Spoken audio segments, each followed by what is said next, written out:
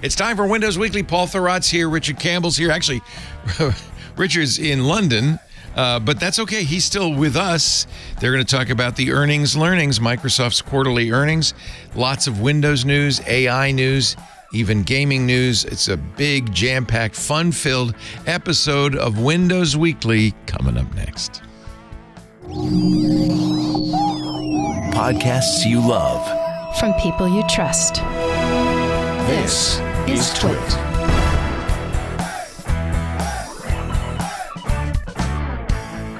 This is Windows Weekly with Paul Thurrott and Richard Campbell. Episode 866, recorded Wednesday, January 31st, 2024. Squishmallows with Guns. Windows Weekly is brought to you by our friends at IT Pro TV, now called ACI Learning. I know you already know the name IT Pro TV from many, many years on our network. Well, now they're part of ACI Learning, which means IT Pro has expanded its capabilities, providing more support for IT teams. ACI Learning gives it all to you. They cover all your team's needs in audit, cybersecurity, and information technology with the best, most engaging, most entertaining, most informative training. They'll provide you with a personal account manager to make sure you aren't wasting your team's time or your time. Your account manager works with you to ensure your team only focuses on the skills that matter to your organization specifically, so that you can leave the unnecessary training behind. And I have to tell you, ACI Learning has kept all the fun and all the personality of IT Pro TV, yet they have amplified their robust solutions for all your training needs. Your team will be entertained while they are informed, while they train. Short-form content, easy to digest, and there are now up to 7,200 hours of content to choose from. That's pretty amazing. Visit go.acilearning.com/twit. For teams that fill out ACI's form, you can get a free trial and up to 65% off an IT Pro Enterprise Solution Plan. Go.acilearning.com/twit. Hello, Windows and Dozers, winners and dozers. It's time for Windows Weekly. Whatever, you know who you are. That's because this is the show where we cover the latest news from Microsoft, and you're dying to earn those learning earnings all to yourself. Paul Thurrott is here. He's going to take the role of Mary Jo Foley, I guess, today with the learnings from Thurrott.com. This used to be Mary Jo's job. Now you got to do it. Sorry. You contributed the whole time. You can do it. I have faith. Richard Campbell's also here. Well, he's not here. He's there. He's over the pond in sunny old England. How sunny is sunny old England, Mr. Campbell? Not as sunny at all. It's January, for crying out loud. It's gray and grim. But, We're waiting. I made it to the whiskey exchange today, so I have something to show. Not so bad. There'll be a little show and tell later on today. All right. But first, I guess, earnings, yeah? Yeah. We're in earnings season again, my least favorite time of the quarter. How I forget.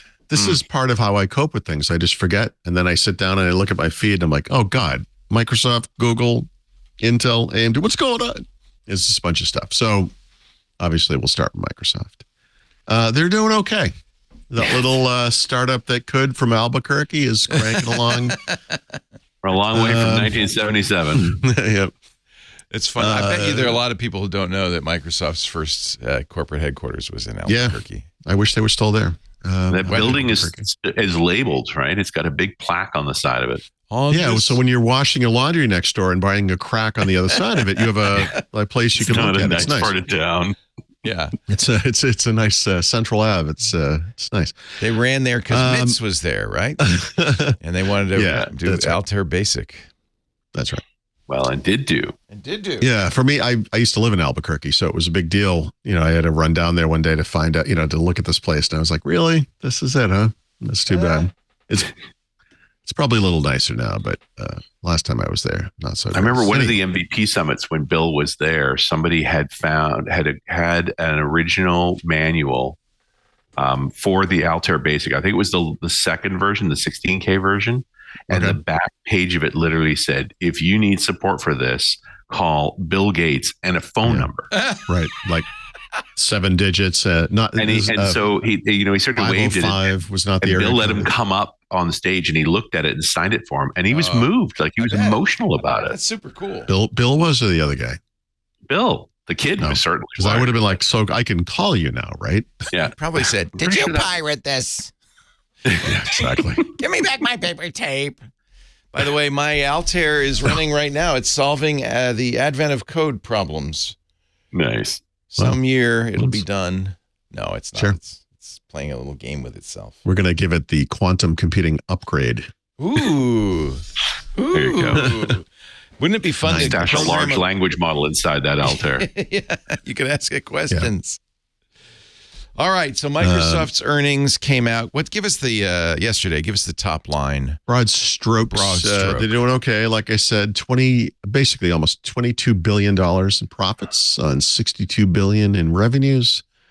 Those figures are both up double digits. Revenues are up 18% year over year. They're doing great. Hey. No big changes with the top three business units, or the only three, I should say. Intelligent Cloud still number one, $26 billion in revenue, basically up 20% year over year. This is Azure, right? Productivity and business processes, Microsoft 365 essentially is almost $20 billion in revenues, up 13%. And then more personal computing closed the gap a bit because of Activision Blizzard, which we're going to get to. $16.9 billion in revenues, up 19%. If you pulled Activision Blizzard out of that business, we would, how we'd laugh at the rest of that, but they're looking pretty good. There's all these kind of, I have some bullet points here, but the more interesting stuff to me is going back and rereading the transcription of the call they have with analysts after the announcement. And obviously, everyone's asking questions about AI. How are you going to pay for this? How is this working? When are you going to be profit? How's this all working out? So there's a bunch of interesting stuff in there. Did they actually answer any of those questions? Because I don't imagine they would. They do. I mean, no, it's actually, this is the second time in the past year where I felt like their answers were actually pretty clear and, and not, obfuscating anything in any major way. So, I mean, I will also say, for whatever it's worth, Satya Nadella, I think he's a little bit wooden. But man, that guy can speak quite eloquently about AI. He loves it. Yeah. And I think that says a lot about him as a person, but also why the company is so serious about this. It's very clear he understood. Yeah, this is the bet he's made, right? Like he's all in. Yeah. But if you don't mind, let's start with Activision Blizzard, because I found this to be kind of interesting. Last summer, I ran some numbers on what Microsoft would look like if Activision Blizzard had been part of the company already, right? Mm-hmm. And now that they are, I'm delighted to report that the thing I wrote last July was really accurate. Like it's within like a 0.5 percentage point, and the broad strokes on that is that the impact on more personal computing is huge. The impact on Microsoft as a company, not so huge, right? Because Microsoft is humongous, right? We saw 62 billion, right? So I don't remember the exact numbers, but in that year I looked at, revenues from Activision Blizzard were in the maybe 2.4 billion range. Microsoft, we're talking 60 billion. So you can see it's a kind of a smaller deal, but billion here, a billion there, you might actually show up on the balance sheet, right? Like it takes a lot to make a dent in that company. Yeah, so more personal computing had really almost 20% growth this quarter. Microsoft Gaming because of the acquisition. Yep, huge, right? And it's all because of this, right? And so this is the deal. Microsoft also, speaking of clarity, explain in great detail how they're paying for the costs associated with this acquisition. I don't mean the $69 billion exactly. I'm talking more about the 10,000 people that came into the company when they bought this other company, all the redundancies, the layoffs, and all the the reorgs and all that stuff. And so there's actually kind of a neat little bit in there where they kind of talk about all that, and that the deal is within this fiscal year, those costs are all going to even out. The big takeaway for me going forward is that this business within a business, Microsoft Gaming, right now is operating at about 38% higher costs than they were like a year ago. And it's because they laid off something like 2,000 from Activision already. Yeah. And then from other parts. Yeah, right. So, this is a typical situation where you kind of bring this company in-house in this case, right? It's not a separate organization. Yeah. So you have all these redundancies all over that part of the company. So the whole marketing engine is going to change. The HR group's changing. Like all of that's going to change. Yeah. So hopefully they pick the best from the best and kind of go for it in that fashion. And, unfortunately there will be layoffs, like probably more in the future as well. But the goal is within the next, 5 months for this to kind of iron out. And then this thing will be like a net win going forward, I guess. So, It's a question is are they going to leave the game teams intact? Because it doesn't seem like they've been really great with game development teams. So with Bungie.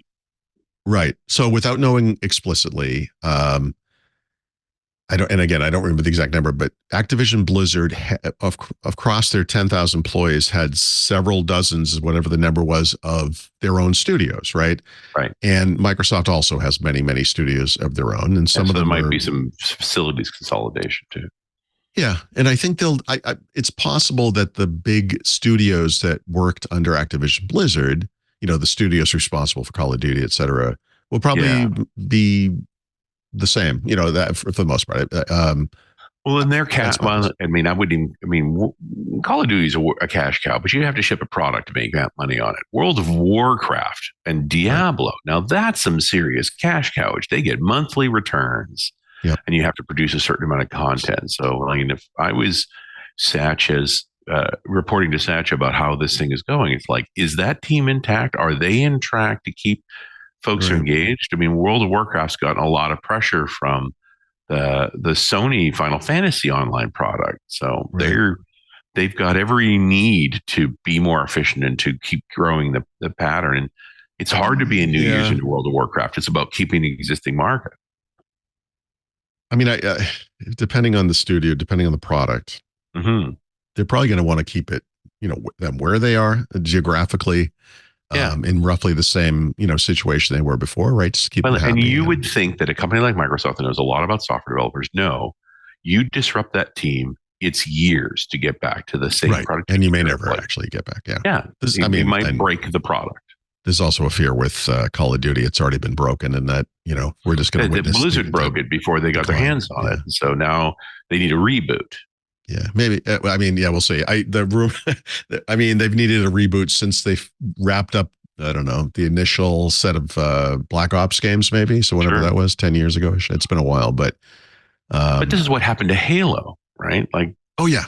Yep. There is a case story for you lose a team, or at least you lose the heart of the team. And now, what's the state of those products? But that's fine if you're just releasing titles. It's another thing when you've got a monthly and you're going to watch your mistakes bleed you month over month. That's really dark, Richard. A little graphic, a little graphic. But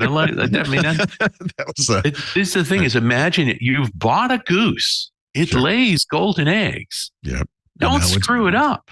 Yeah. Now it's just bleeding. Yeah. Yes. So yes. We'll see. I'm a simple person. I just want to see Activision games on Xbox Game Pass. Yeah. And that's certainly part of the cross marketing and so forth. But, someone who's done a bit of M&A and been on the how do we preserve the culture side of the problem, it's like, these are the things I would worry about is how do I keep these key teams in place? How do we know there's going to be a new Call of Duty in 24? One of the ways would be, how about some Microsoft stock options? Stuff's going through the roof right now. So just, that would be one idea. I don't know. It is interesting though. Microsoft actually spelled out how much Activision contributed to the growth in the various parts of the business. And if this thing wasn't happening, we would be having a very different discussion about the future of more personal computing right now. Well, very likely they'd be acquired something else. So they'd be going in that they would tell the story differently, Paul. Like they know how to keep their shareholders happy. Well, right. But we're close enough to when they finally finalize this deal that if it hadn't gone through, they wouldn't have had a chance to do anything by now. Like we would have been witnessing what like an ugly holiday quarter looks like for a business that's based around gaming, which should be doing gangbusters, Yeah. or at least it's partially through gaming. Anyway, I thought I sort of appreciated the clarity on that. Although, it's Microsoft, right? So one of the things they reported was that they now have over 200 million monthly active users on Xbox, PC, and mobile, and mobile for the first time, right? 200 million. That's a huge number. It's a huge number, but of course, my first question was, okay, but what compared to what? Like, what was it before? And the only thing I could find, because they do this a lot, they don't do this quarter over quarter, but back in the July quarter, they mentioned that there were 150 million active users. At that time, they were just talking across the Xbox ecosystem. And so I guess it went up by 50, but they also talked about how Activision Blizzard brings hundreds of millions of users to Xbox. So it's like, if anything, you would almost think it should be higher, but it is a big number. Yeah. You're right. So, Activision Blizzard has a pretty big reach. Sure. For a relatively small number of people, when you think about it. Yeah. Exactly. All in all, it was a good buy for Microsoft, but I don't know. They don't have a great track record with game studios, except the ones they leave alone, right? Right. And they're absolutely not doing that in this case. Not this time around. I think that was part of the marketing of this purchase, though, that they were going to fix the culture. It was more because there was something to fix. Yeah, I think that purely cultural, right? I think that might explain it. Yeah, but and it's not like Bethesda's knocking it out of the park with every game they make either. Looking at you, Fallout 76. But that wasn't Microsoft's fault. Right. I would hope there's some folks from coming in on the ZeniMax level and saying, guys, are we doing the right thing? Are we building the right product? Are we making people happy? Because they've got some great labels too that would be well worth to Yep. Fallout is an amazing story that could be tapped in a lot of different ways. It should be a series on Netflix. I don't understand why it isn't. And maybe it will be someday. Yeah. I mean, Half-Life is the same thing. Why has that not happened? Well, because everybody that works for Valve is extraordinarily wealthy. Oh yeah, that's right. Yeah. Content middle-aged white guys. Yeah, that's right. And so the upside to Activision Blizzard and Microsoft too is there's a routine set of hungry hires looking to get more of their stock units allocated, and you can get them to do stuff. Right. But the collective that is Valve, everybody's very well paid. Yeah. Nobody needs another Tesla. Chances. Yeah, they're doing okay. Yeah. Well, I think that's mostly it on the gaming part of it. I work when I go through the earnings, I go kind of back to front because I focus mostly on the consumer stuff, right? And it's a small part of Microsoft in some ways, but it's getting more interesting thanks to Activision Blizzard and AI. Yeah, I think this will be this time next year. The conversation about Activision Blizzard will be very interesting. Yeah, well, AI too. Now that under Microsoft's control, getting through a Christmas season, that's going to be a big deal. I can't wait to see what. I don't know if it'll be good or it'll be bad. I hope it's great. I'm looking for it just being the same, which would be fine. But if every one of their major labels ships a product in October this year, they'll have killed it. That's a win. You have described something that Microsoft has never done with their gaming business, but I hope that happens too. I mean, unfortunately, we'll see. I don't want to get ahead of ourselves here, but yes, I hope you're right. And I hate to say this, but it's this is very Sinofsky-esque. Sinofsky was the trains run on time kind of guy. Right. You want someone, it's you will make the October deliverables for Christmas or you will be killed. I can't. Oh, it does not work in games. No, but it is how games work, without a doubt. You have to write to the deadline, which is why you tend to ship lousy software, because you write to the deadline and we'll fix it in the DLC. Okay. Well, anyway, I don't want to beat gaming to death too much up front because we're going to return to this in a moment, at the end of the show, actually. But just to round out the rest of more personal computing, there's a little business called Windows that is also part of that. Never heard of it. Well, it's kind of an operating system for these big devices that you can't carry in your pocket. Yeah, it's like smartphones but dumber. So but will it run AutoCAD? Oh wait, it's the only thing that runs AutoCAD. They've had a couple of bad years post COVID, and as we're seeing with the chipset makers, both on PC side and on mobile, it looks like things are starting to finally kind of come back to normal. Intel saw some growth on this side of the business. AMD did, again, both companies after months and months quarters and quarters shortfalls.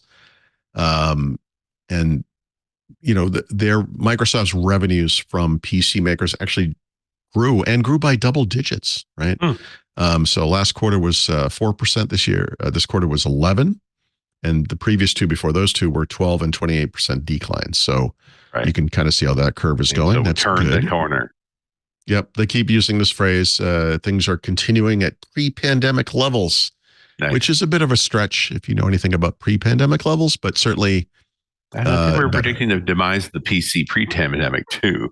Well, the question then was whether it would ever bottom out, and then the pandemic kind of knocked things around in the opposite direction. But it looks like we're in the right trajectory. Certainly, commercial was also up. Commercial Windows revenues, I should say. Those are kind of tougher to predict because these are just based on purchase cycles that we know nothing about. Right? These are things that companies keep internal and are basically secret. So. But 9% growth is great. And this is a business that has seen growth in all four of the previous quarters. So they're doing good. And that's basically all we learned about Windows. Although I'm just going to throw this up because I thought this was an odd thing. Microsoft, like all other companies, makes these kind of milestone statements. They have a quarter, something happened, we made money. And then they talk about some of the things that they shipped or achieved in the quarter, and they don't always in fact, they often don't tie directly to any revenues of any kind. So for example, in Microsoft's case, the one that stuck out for me was Copilot in Windows is available on more than 75 million PCs. This is across Windows 10 and Windows 11. 75 million. Here's the thing. Copilot in Windows is a free upgrade that everyone gets automatically. Yeah. And once you put it on Windows 10, I mean, wouldn't it be on hundreds of millions of PCs? Shouldn't it be billion? Well, that's what I'm saying. A potential audience of 1 billion, right? I mean, so I don't know what to make of that. That's a shockingly small number. In any other statement, 75 billion is a huge number. This is not one of those. This is a tiny number. Yeah, it's very strange. 2%, 3%? Like, what the hell? If you just base it on a billion, make the math simple, it's 3/4 of 1%, isn't it? Yeah, or 7.5%. 7.5%, I guess. It's small. So even a billion to me seems low. There's more than a billion Windows 10 devices out there. Yeah, I mean, but Windows 10 we'll guess is somewhere around a billion, and then Windows 11 is the rest, whatever that is, a couple hundred million maybe. But still, this just seems odd to me. I feel like everyone kind of gets this, and I don't quite get that one. So maybe they're measuring actual usage somehow, or they didn't say. As a monthly active user kind of mindset. Yeah, impossible to know. You also get little floating factoids like Windows 11 commercial deployments were up 2x year over year. 2x from what? Was it 0 last year? Like that doesn't mean anything. Yeah. And again, these things are fairly random. No big companies are going to ever publicly discuss their strategy for rolling out a version of Windows internally. Nobody cares, So, and I will also point out this doesn't impact revenues at all because Microsoft doesn't care which version you use either. They get paid the same regardless. So no matter what, these are just, I don't know what you call this kind of a data. It's has nothing to do with the bottom line. They're happy noises. Yeah. Just a little thing. I don't know. Yeah. You can feel them kind of cherry picking from around all the data they have. I've done enough investor relations to know with my wealthy investors, I need to give them a sentence they can say to their friends in the clubhouse. Okay. Doesn't matter that it's meaningful or it actually quantifies anything, but it's a sentence they can say to their fellow wealthy people. Okay. Well, that's definitely, I didn't publish this article yet, but I coined the term non-mot as opposed to bon-mot today. A non-mot? It's a non-mot. Right. They are happy noises. Headlines without definition. So, Surface is circling the drain, frankly. And I got to say, this is revenue decline was only 9% in the quarter. And I say only because this was far better than they expected. Previous 4 quarters were 22, 20, 30, and 39% shortfalls. It's been a brutal couple of years for this business. And unfortunately, the water that is starting to lift Windows does not appear to be working for Surface. So, but they don't have a leader. Who's fighting for him? Right.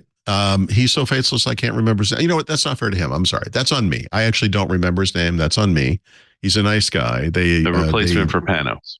Well, the guy for the Surface part of Panos, right? Right. So they introduced him at that October events, and I'm sorry, I apologize. I should were know his there. name, and I don't. I was there, and I met him. His name. But that business is now focusing on higher margin premium products, which I take to be the last step. You know, it's kind of like when Lumia kind of focused, you know, a little bit, and then went away. And here I am with a Surface Studio 2. Like I'm literally exactly in the market. I bought the most expensive thing they make. Yeah. Yeah. And you didn't help them at all, Richard. I got to tell you, they're not doing great. No, it's too bad. Because I like Surface. I wish. At least I'm part of that 9%, man. At least I did something. That's right. Yeah, would have been 10%. It's Yusuf Mehdi who's taking over. Oh, no. Well, Yusuf Mehdi has since moved on because now he's running some of the Copilot stuff. Oh, wow. Yeah, he was kind of in there for 2 seconds, and now he moved right along. Holy man. Because that was the October gig where they announced that Yusuf was taking over for Penny. Well, but the person I'm thinking of is directly Surface, and Yusuf is not in charge of all the stuff. There's different people now. And then the other big one I wanted to kind of talk about was just AI, because obviously Microsoft is spending between 10 and 15 billion, or at least that's what they said 1 or 2 quarters ago. I think it's actually higher now. And there's a couple of interesting points in there about AI. And I'm going to read a quote from you. A quote to you, and tell me if you come away with the same takeaway I did. But obviously, everyone asked about AI and the cost of AI, and when you start becoming profitable from AI, and there's a lot of happy noises there too. But buried in more personal computing is a business I don't discuss too much over time because it has never been particularly interesting, which is search and advertising. And this is like Bing, MSN, Start, and Microsoft Advertising, right? The past year, there's been a lot of noise and news about Bing. The biggest being that they went to market with the AI stuff, starting with Bing, and then quickly backed off from that. And as we hit the end of the year, the brand was now Copilot, and we're not talking about Bing anymore. And Microsoft made sure that this capability was available in multiple places, not just on Bing. And the market share, usage share of Bing didn't move the needle at all. Right. Some issues there. So that business actually grew by 8%. This is the search, news, and advertising thing. And it said it would have been better, except a combination of higher search volume and the continued unfavorable impact from a third-party partnership. What do you think that was? Yeah. I think it had to be OpenAI. Can you really say that? You can't say that. They did. They're making money. They make money off OpenAI, but it's no, they do. But that's over in a different part of the company. Right. The part that holds Bing more, they're just paying for it. So what they've done is they've driven traffic. They've not monetized it effectively, and they're not paying the bills. So that maybe explains or helps explain why they went to market so quick with Copilot Pro, right? Get people paying for it. That will help them now. Part of that revenue can go back to the Bing team. Yes, and they can also detune the free stuff a bit. You'll have more of those error messages. We're sorry, we can't do that right now, or that kind of thing. It's like maybe if you were paying for this would work better. All that's my guess. If you bought Pro, this wouldn't happen to you. That's what I'm thinking. Yeah, and then of course the other bit is how AI impacts the other parts of the company, and for the short term and possibly the long term as well, the big benefits to Microsoft are going to come in the Azure side, which is intelligent computing, and also to Microsoft 365, right? Yeah. And they confirmed this. It wasn't like a genius idea I had, but I basically came to the conclusion that Copilot Pro and Copilot for Microsoft 365 were Microsoft establishing higher end SKUs of Microsoft 365, essentially SKUs that were much more lucrative. And this is the multi-SKU strategy that Microsoft Office started back in, 2000, 2003, the latest, has always paid off for them big time. Microsoft tried it with Windows, remember, with Vista and 7 had, several different product versions. They kind of scaled that back, so now we have 2, but it's always worked out great for Office. One thing that they've seen on the Microsoft 365 side is they add these more lucrative SKUs or more higher end SKUs. They become very lucrative, like businesses, everyone falls for that same, that upgrade thing. You walk in to buy the cheap, stripped down car and you walk out with the Ferrari or whatever. Well, it's always the thing is you go in thinking you're going to buy the lowest SKU, and then there's enough things higher up that are add-ons that when you do the math, it's like just buy the higher SKU. I literally just did this myself. I'm paying for Copilot Pro. I walked in like thinking, yeah, right. And I'm like, oh no, $20 a month, nailed it.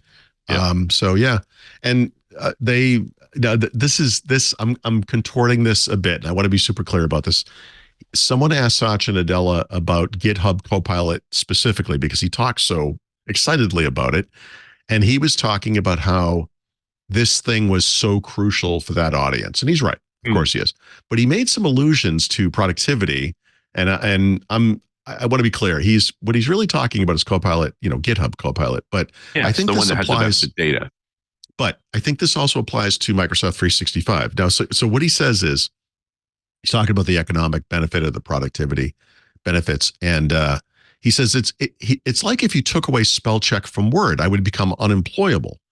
Similarly, it'd be like if GitHub Copilot becomes core to anyone who's doing software development. If you take it away, they become unemployable. Yeah. Microsoft's goal clearly is to make Copilot for Microsoft 365 / Copilot Pro have the same value. Essential to the information worker. It's so essential that paying that much money becomes a no-brainer. Right. Right. That's the goal. And that's, they obviously have different ways they're monetizing AI through Azure and APIs and all that kind of stuff. And they have their own platform and they have customers that are using that.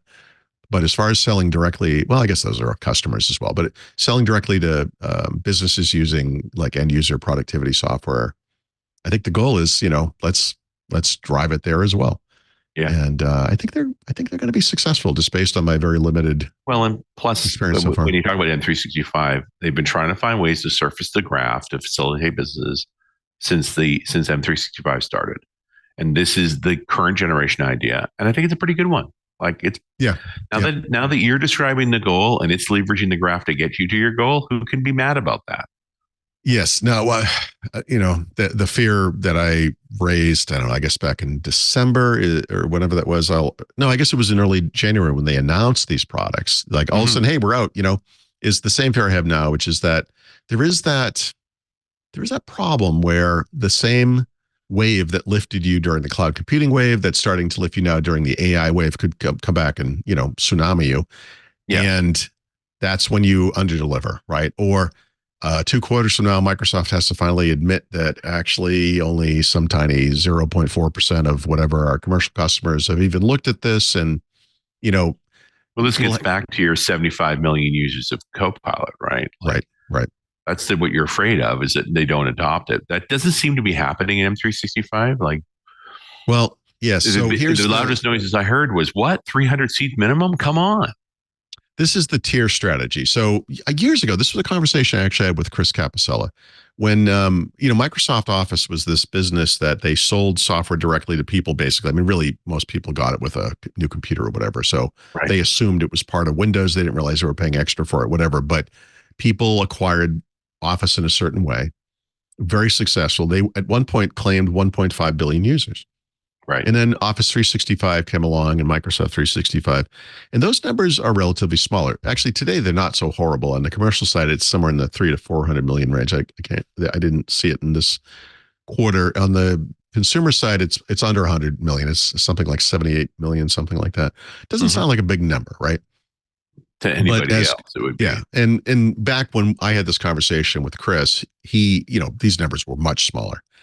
And he said, and, kind of seeing the future that now exists today, that, the thing you have to understand is that some number of users doesn't help us if they never buy it again. Right. So we didn't get 1.5 billion sales 1 year. We got it over, 10 years or whatever the time frame was.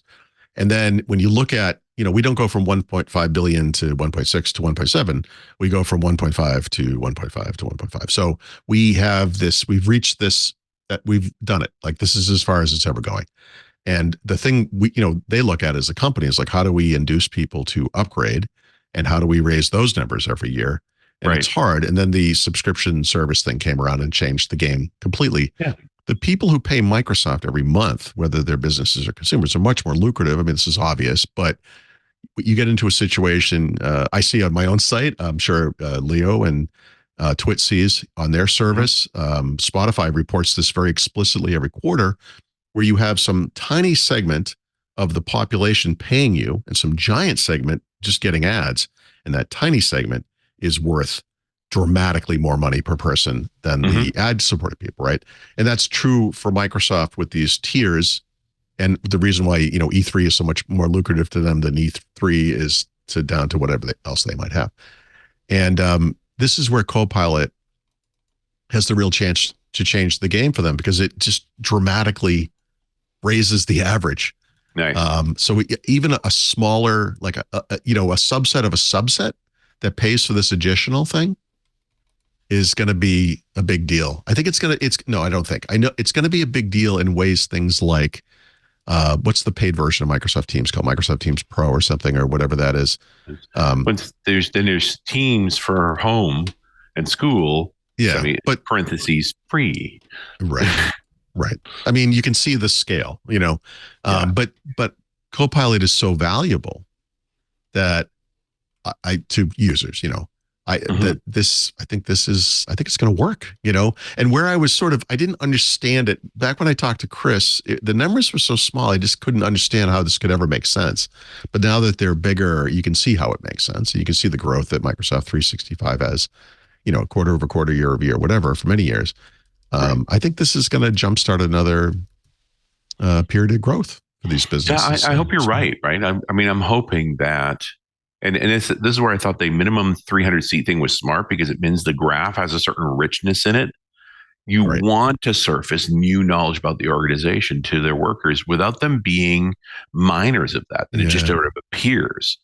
I'm concerned that the folks who go down to the smaller sets are just not going to get good results. It make no sense. They're not going to get the same results for sure. I don't know anything about. I don't have a business. I couldn't pay more and see that, because I don't have that kind of a business. I'm very curious. I kind of want to index all the content on Thurrott and see, what the machine learning model had to say about that. We certainly answer the question, have I already written about this, is useful, but then it's just a search engine. Right. There are a lot of people who are more technical than I am, who write, for publications online, who have done things like that. And that's very interesting. People are building, one thing as a writer that you see in other writing and can't stand and try not to do as a writer is use the same term repeatedly in the same sentence or paragraph.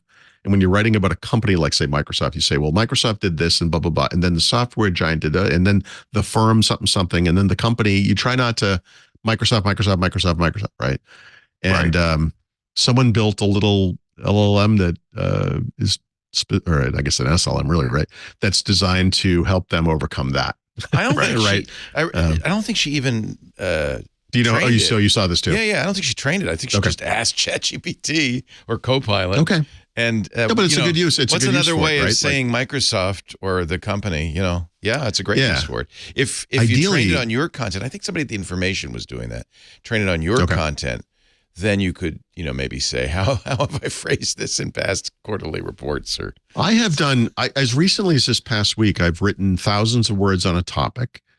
And then I referenced some things I had written earlier, and then I realized I've repeated myself a bunch of times. And I don't mean in language; I mean in literal. Just I'm having a discussion about a certain topic, and I've written about this. It's hard when you write as much as I do. It's in your brain. It's like when you talk to someone, you're like, I've told people something's happening. Are you one of those people? I don't remember. That kind of. We must. That's all go what I want. Every once that's totally what I want. You're repeating yourself, Leo. Oh, thank you. Yeah. I'm always told repeating this story myself. 12 times. Thank you. Repeating is fine. Skipping is the problem. You don't want to be the broken record. Did you, you haven't mentioned yet Microsoft saying that they're going to put Copilot on Vision Pro. I didn't. The new Apple Nerd Helmet. Yeah. Well, good for them. That'll be fun. That's one app for the Vision Pro. Are there any others? They're going to do Teams. I don't mean there was a whole memo. They're going to do Teams. They're going to do a whole bunch of stuff. I very specifically have tried OneNote, to be Outlook, PowerPoint, open-minded about this Apple thing. Oh, but now that it's plopped into the marketplace, I just can't generate any enthusiasm for it. I'm trying really hard not to be like that, but I just don't care. Good. And it makes me feel like a jerk, because if this thing takes off, I'm going to look like a jerk, and nobody wants to look like a jerk. But it ain't good. I just don't want to. I don't want to. I just don't see it. Pee in anybody's Cheerios. I want to let them enjoy their cardboard breakfast Actually, I for think as long you as they could can. because they can't see you, Leo. Just walk right up Yes, and let her rip. right. You know, what's Yeah. what's the difference? Yeah. I can't imagine You'll doing see those productivity. weird bug eyes in the dark. You know? Was HoloLens? I mean, they wanted to do productivity in HoloLens too. Did that? HoloLens was well. So here's the two phases I remember for HoloLens were the initial announcements where they had no idea what anyone was going to use this for. If you go back and look at that very first one from January 2015, they showed off a video game, right? At the second one, they had a 3D version of Minecraft, right? Which wasn't the full game. It was just an experience. And we stood in a room and you could see Minecraft, and there was a castle on a table, and there was a hole in the wall, and bats flew out of it. Cool. I remember that. Yeah. It was really cool. But what the heck is for it? But what's the product? Like, what's the?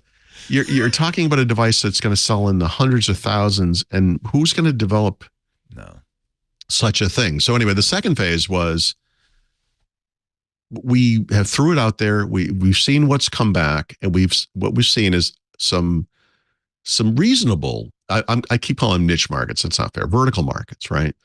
I always cite the car makers. Instead of walking around a model made of clay, you can walk around a model that was made in AR space or whatever. Sort of floating model.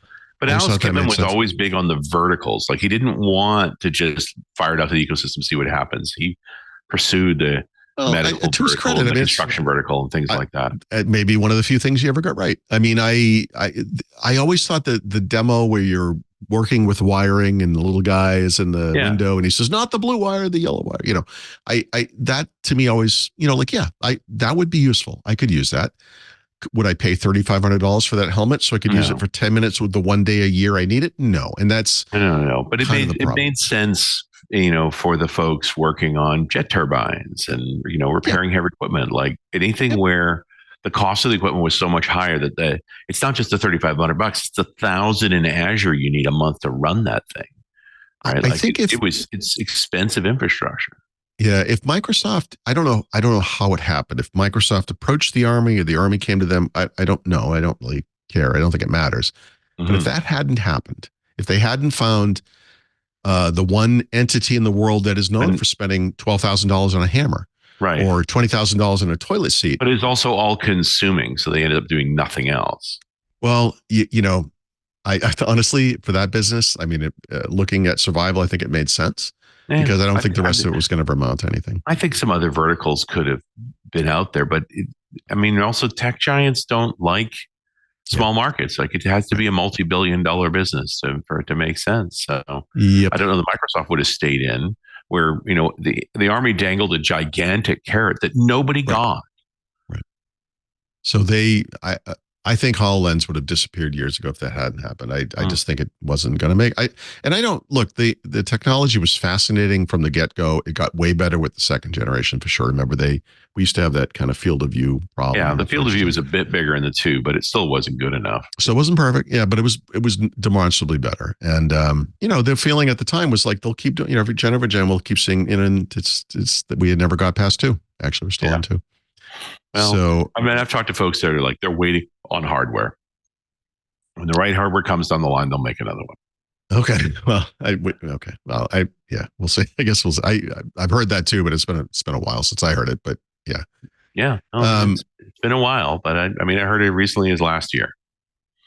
Okay. They're still a team. They are kind of in stasis. They're kind of hung on the Army thing, which isn't quite dead yet. They're taking care of a mitt full of verticals that do use it. And everybody wants new hardware, but until they have a compelling story for the new hardware, they're not going to pull the trigger. Yeah. Okay.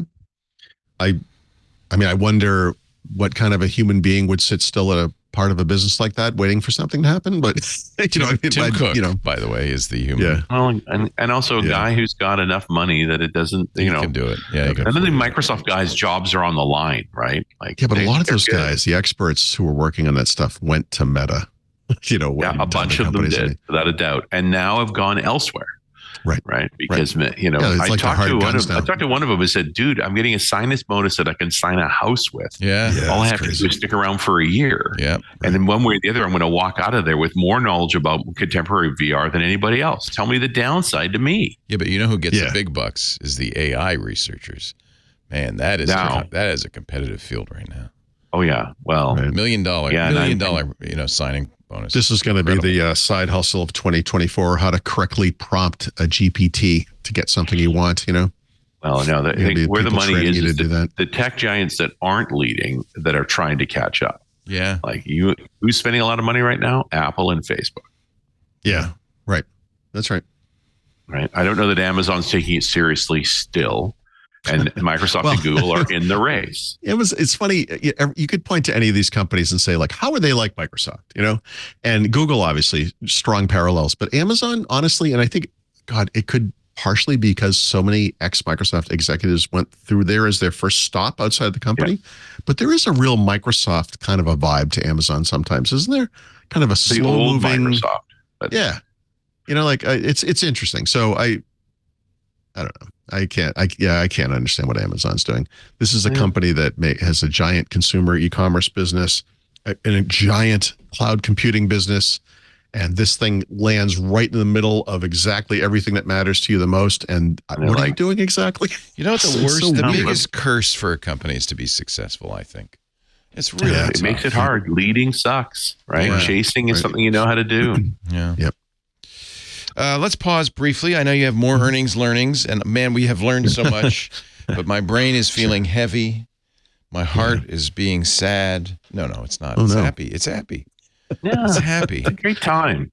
I did not buy a Vision Pro, but Micah did. We got one for Micah. Did you talk to Elmo online this week? Is that what this is? Yeah, Elmo. No, no, I did not talk to Elmo. Did you hear about Elmo? He went online to find out how people were doing, and what he got back was the saddest story of all time from everyone who was circling the drain emotionally. No one's doing well right now, which is you should have been. Don't ask that question. It's a weird thing. Usually when people ask you how you're doing, they're just being polite. They don't really. They're not looking for a dissertation on your divorce and everything that's wrong with your life. Just say fine. Suddenly we've got keep walking. Suddenly it's Cutter Elmo just trying to feel something. Yeah, different. exactly. All right. On we go. What other learnings have we got for these earnings? I just wanted to a little Elmo break. Just a couple of companies. There'll be more next week, right? I would make the point, Microsoft kept warning us that they were going to have a tough year in 23. And that's why they were laying off. And that's why they're doing the cutbacks. And all they've had is record year over year. Well, that's everybody in the tech industry. And they've already, in this month alone, 25,000 tech jobs up in smoke. It's just bizarre. I'm of two minds here. So there are people who would hear what you just said, see, they could have afforded to keep paying these people. They should never have laid those guys off. And yikes. Hold on a second. To me, the real crime here was that they hired too many people during an upswing that everyone knew was temporary. But the way they did those layoffs didn't cull the deadwood either. There's no, just it people, culled the most and you know them and people. I knew them. Yeah, I know. That got lost. Yep. Yeah, but you know what? All this proves to me. This is something that would never have occurred to 30-year-old Paul, but 20-something years later, this just shows me that big tech, these companies that we think we know so well, Microsoft, Google, whatever, are just like any other big company. Just big corporations. They're just that stupid. Be reminded. They're just that terrible. Well, and I'm also reminded of the Hanselman line. We are not organized enough to be as evil as you think we are. Yes, that was always my thing about Microsoft was, back when they were the evil empire, was like, guys, you don't understand how disorganized this company is. There's no concerted empire here. It's a bunch of little fiefdoms of angry people. It's not, it's not a giant concerted effort to crush. Yeah, with varying degrees of enthusiasm for the next promotion. Yeah. So speaking of other companies that are as terrible as Microsoft, Alphabet/Google, net income of $20.7 billion. Revenues of $86.3 billion. What's the number? I always put this in here somewhere. Yep, 76% of their revenues came from what? Google Cloud. No, I'm just kidding. Advertising. They're terrible. Yeah. So, although never going to get past that. Well, Google, Alphabet, whatever, like Apple, right? Like Microsoft back in the day when it was just Windows, are trying to diversify, and they do have two businesses that are going pretty strongly. They're still small compared to advertising, but. Subscriptions, platforms, and devices, right? So Pixel and whatever associated things, 18.5% growth, 10.8 billion in the quarter. And Google Docs and the like, goes under that. Yep, and then Google Cloud, which is kind of their, Google, their cloud, I guess. Yeah. 20%. That stuff's been going pretty well, honestly. 9.2 billion. So I those two hope they're building businesses. out enough infrastructure because they still seem very Valley centric.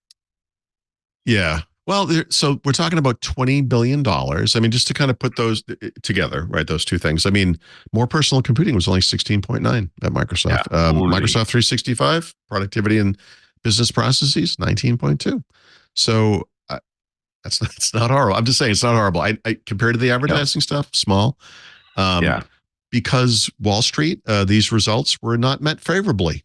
These guys made, I just want to be clear about this, $65.5 billion in revenue from ads. And Wall Street said, not enough. They were supposed to make on. $66 billion. They blew it. Are you kidding me?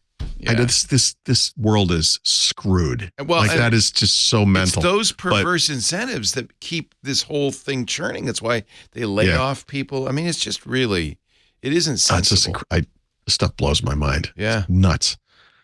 And then we might have talked about Intel last week, but I'll just mention it quick because it factors into AMD this week, which is that Intel, let's see, last week this is for a quarter, a net income of 2.7 billion on revenues of 15.4. And that was a gain of 10%. It was the first time all year that Intel's revenues actually went up year over year. And remember at the time they were saying, among other things, like we're starting to see that PC rebound. So this week we got AMD telling a similar story, smaller numbers. And, I think a lot of people, you would think when Intel is the wounded lion stumbling across the savannah, that this younger, faster moving thing is going to overtake. It's not even close. Like AMD, for all of somehow still puts a paw, knocks them on their butts. Yeah, as much as I love AMD, we're talking. This is 667 million in profits. On revenues of 6.2 billion. So a vastly diminished Intel is still almost 3 times the size of AMD. Like it's, and they're starting to turn things around. So I mean, isn't AMD, the other number you want here, the TMSC numbers? Yeah, right. So I don't know that we'll ever see those actually. Well, no, that's not true. We get those. I don't have those, but these are companies that are, come from that traditional PC market and they're expanding into the data center. I bet Intel has let's look it up. Let's see. So now I want to find it. So AMD's data center number was 2.3 billion in the quarter. It was up 38%. They're doing great, right? So Intel, which I didn't put into my, yes, I did, was 4 billion. So 4 billion for Intel versus 2.3 for AMD. There you go. So basically twice as big. But AMD grew 38% and data center for Intel, down 10%. So there you go. Data center is the one area where AMD maybe has a chance, right? And that's kind of the bigger business. I mean, ultimately. So the threat to these companies is not just NVIDIA, right? Or any other actual chip maker. It's these companies like OpenAI, Microsoft, Apple, whatever, Google, they're all trying to do they're trying to kind of wrest control away from these companies and create their own chips. And of course now they're partnering for now, of course, but I think the goal is to use the fab owners to make their own chips and kind of bypass these companies. So we'll see. It's going to be a much more diverse market for microprocessors and other chips than we've had for 20 years, really. I mean, it's interesting. Yeah, well, and governments are pouring a lot of money into bringing chip manufacturing home because of the threats going on in Southeast Asia. That's right. Which is going to diversify it more and distort profitability, right? There's going to be a lot of, the whole motion to get that stuff happening in North America again is they're heavily subsidized. State-sponsored subsidies? Yeah. Is that an accurate term? Well, at the same time, I think there's a recognition that you make your own chips in your own country the same reason that you make food for your people and vaccines. Like it is an essential service. It is strategically important. And so it doesn't have to be efficient. I just want to be able to treat an employee of Intel the way I would treat like a police officer or a mayor and say, I pay your salary. But if you're looking at TSMC numbers, like they're in the 20 billion quarterly revenue range. Like they're the same size. They just don't own any of their chip designs. Right. I was going to say it's a different kind of business, really, right? Because before this was like all integrated into one company. That's the Intel model. They're still trying to do it. Yeah. But I would argue more profitable because they are only making chips that people pay for. Yeah. Right. Right. As opposed to Intel, it's running those fabs, experimenting with chip designs. Right. Yeah. They're eliminating the biggest cost and the biggest risk. Sure. That's the foundry model. At the same time, it's like innovate. This is not where innovation is going to come from. It's about reducing cost rather than innovation, making something new. Not that neither AMD nor Intel has made anything profound recently. Well, you don't think that the Core Ultra chips are profound? Dun, dun, dun. Leading, so he says leadingly.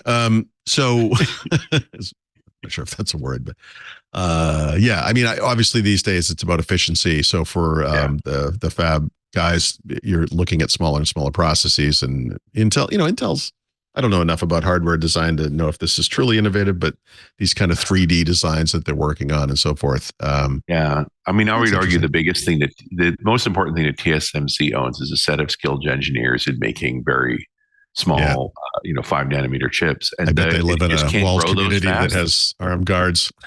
Yeah. But I know they're building fabs in North America. The question is, are they training those engineers? Right. Like, are they going to have people who know how to run those machines well enough to get the yields from them that people want? Anyways, it's a fascinating story. I love the hardware side about the domestic stuff, but we'll see. Well, I'm only pointing out because the earnings numbers are going to get harder to read over the next few years as this market fragments further and runs under substantial subsidy. For the Microsoft guys in the audience, I would just say Microsoft used to be the biggest the only company in personal technology, and now they're and also in, but they're the biggest company in the world. So there's a pool. There's a bigger pool to play with. So I think for these companies that like Intel, for example, dominating their world, struggling now, but they could emerge as not the dominant chip maker anymore, right? They'll be one of whatever number, but there's a profitable future where maybe potentially, I'm not saying it's going to happen, but I'm sure they're looking at Microsoft and saying, yeah, we want that. We also wouldn't mind some regulatory ignorance, on our part, like just, stop thinking about us because we're not number one anymore, or whatever. Well, they've definitely played that card a few times. Yep. It's like, don't look at us. We're the little guy. Yeah, exactly. Poor little Intel. Come on. We're not controlling the market share. Yeah. I don't know what you're worried about. We'll see. Anyway, look, we knew what we were. Let us kill his competitor, by golly. I think the constant state of change is what keeps things interesting, and for people with ADD like me, it makes it hard. So we'll find balance in here somewhere. All right, and that's it for now. I guarantee you, next week we're going to have anywhere from three to five more. Wait to hear from Dell and HP. So exciting. Yes. What about NVIDIA? Have we already heard from NVIDIA? Because they're the ones who are... I don't think we have this quarter. Their stock last year went up 700%, I think, something like that. So by the trillionaire club, by market cap, they were the biggest, it was revenues. By some measure, they were the biggest hardware maker in the world last year. They're not really, right? Not objectively, but... They don't even make hardware, do they? Yeah. They make their gear. They make video cards. What do you mean? NVIDIA? Do they? Or do they just do reference designs that other people make? Oh. No, I think they sell directly, at least in the data center. I'm pretty sure. Yeah. I believe so. Yeah, the NVIDIA quarterly report not expected till mid-February. So that'll be the fun one. That'll be exciting. I like the stragglers. You think you're over it, and then you're like, oh, finally, I've been waiting like 3, and you're like, oh, come on. Gotcha again. Come on. Like our quarter ran from April 17th until what? It's like why? It's like the NBA season. It just keeps getting longer and a little longer, a few more games. Exactly. There'll be one team starting up for next season that's still playing the championship from last season. Exactly. Formula One's like that too. They keep adding races. Oh my God. Right. All right. What else? What else do you got? You got Windows? You got any Windows? We got some Windows. Can I just before know the name of the show? But it is Windows Weekly, so let's do it. Right, let's do it. Why not? Why not? Just for nostalgia's sake, really. At this point, It seems like Remember lately Windows? Remember Windows? That was so much fun. Now we're all using spatial computing with nerd helmets. Yes. Yeah, right. This is more like Windows, weekly. So last couple of weeks now, we've been getting these insider builds like after the show. I'm sure that's not on purpose, but Thursday, Friday, whatever it was. Are you sure? No, I'm not. Canary dev and beta stuff going on. So the Canary channel one was to me the most interesting, and I've been kind of waiting for it to be interesting.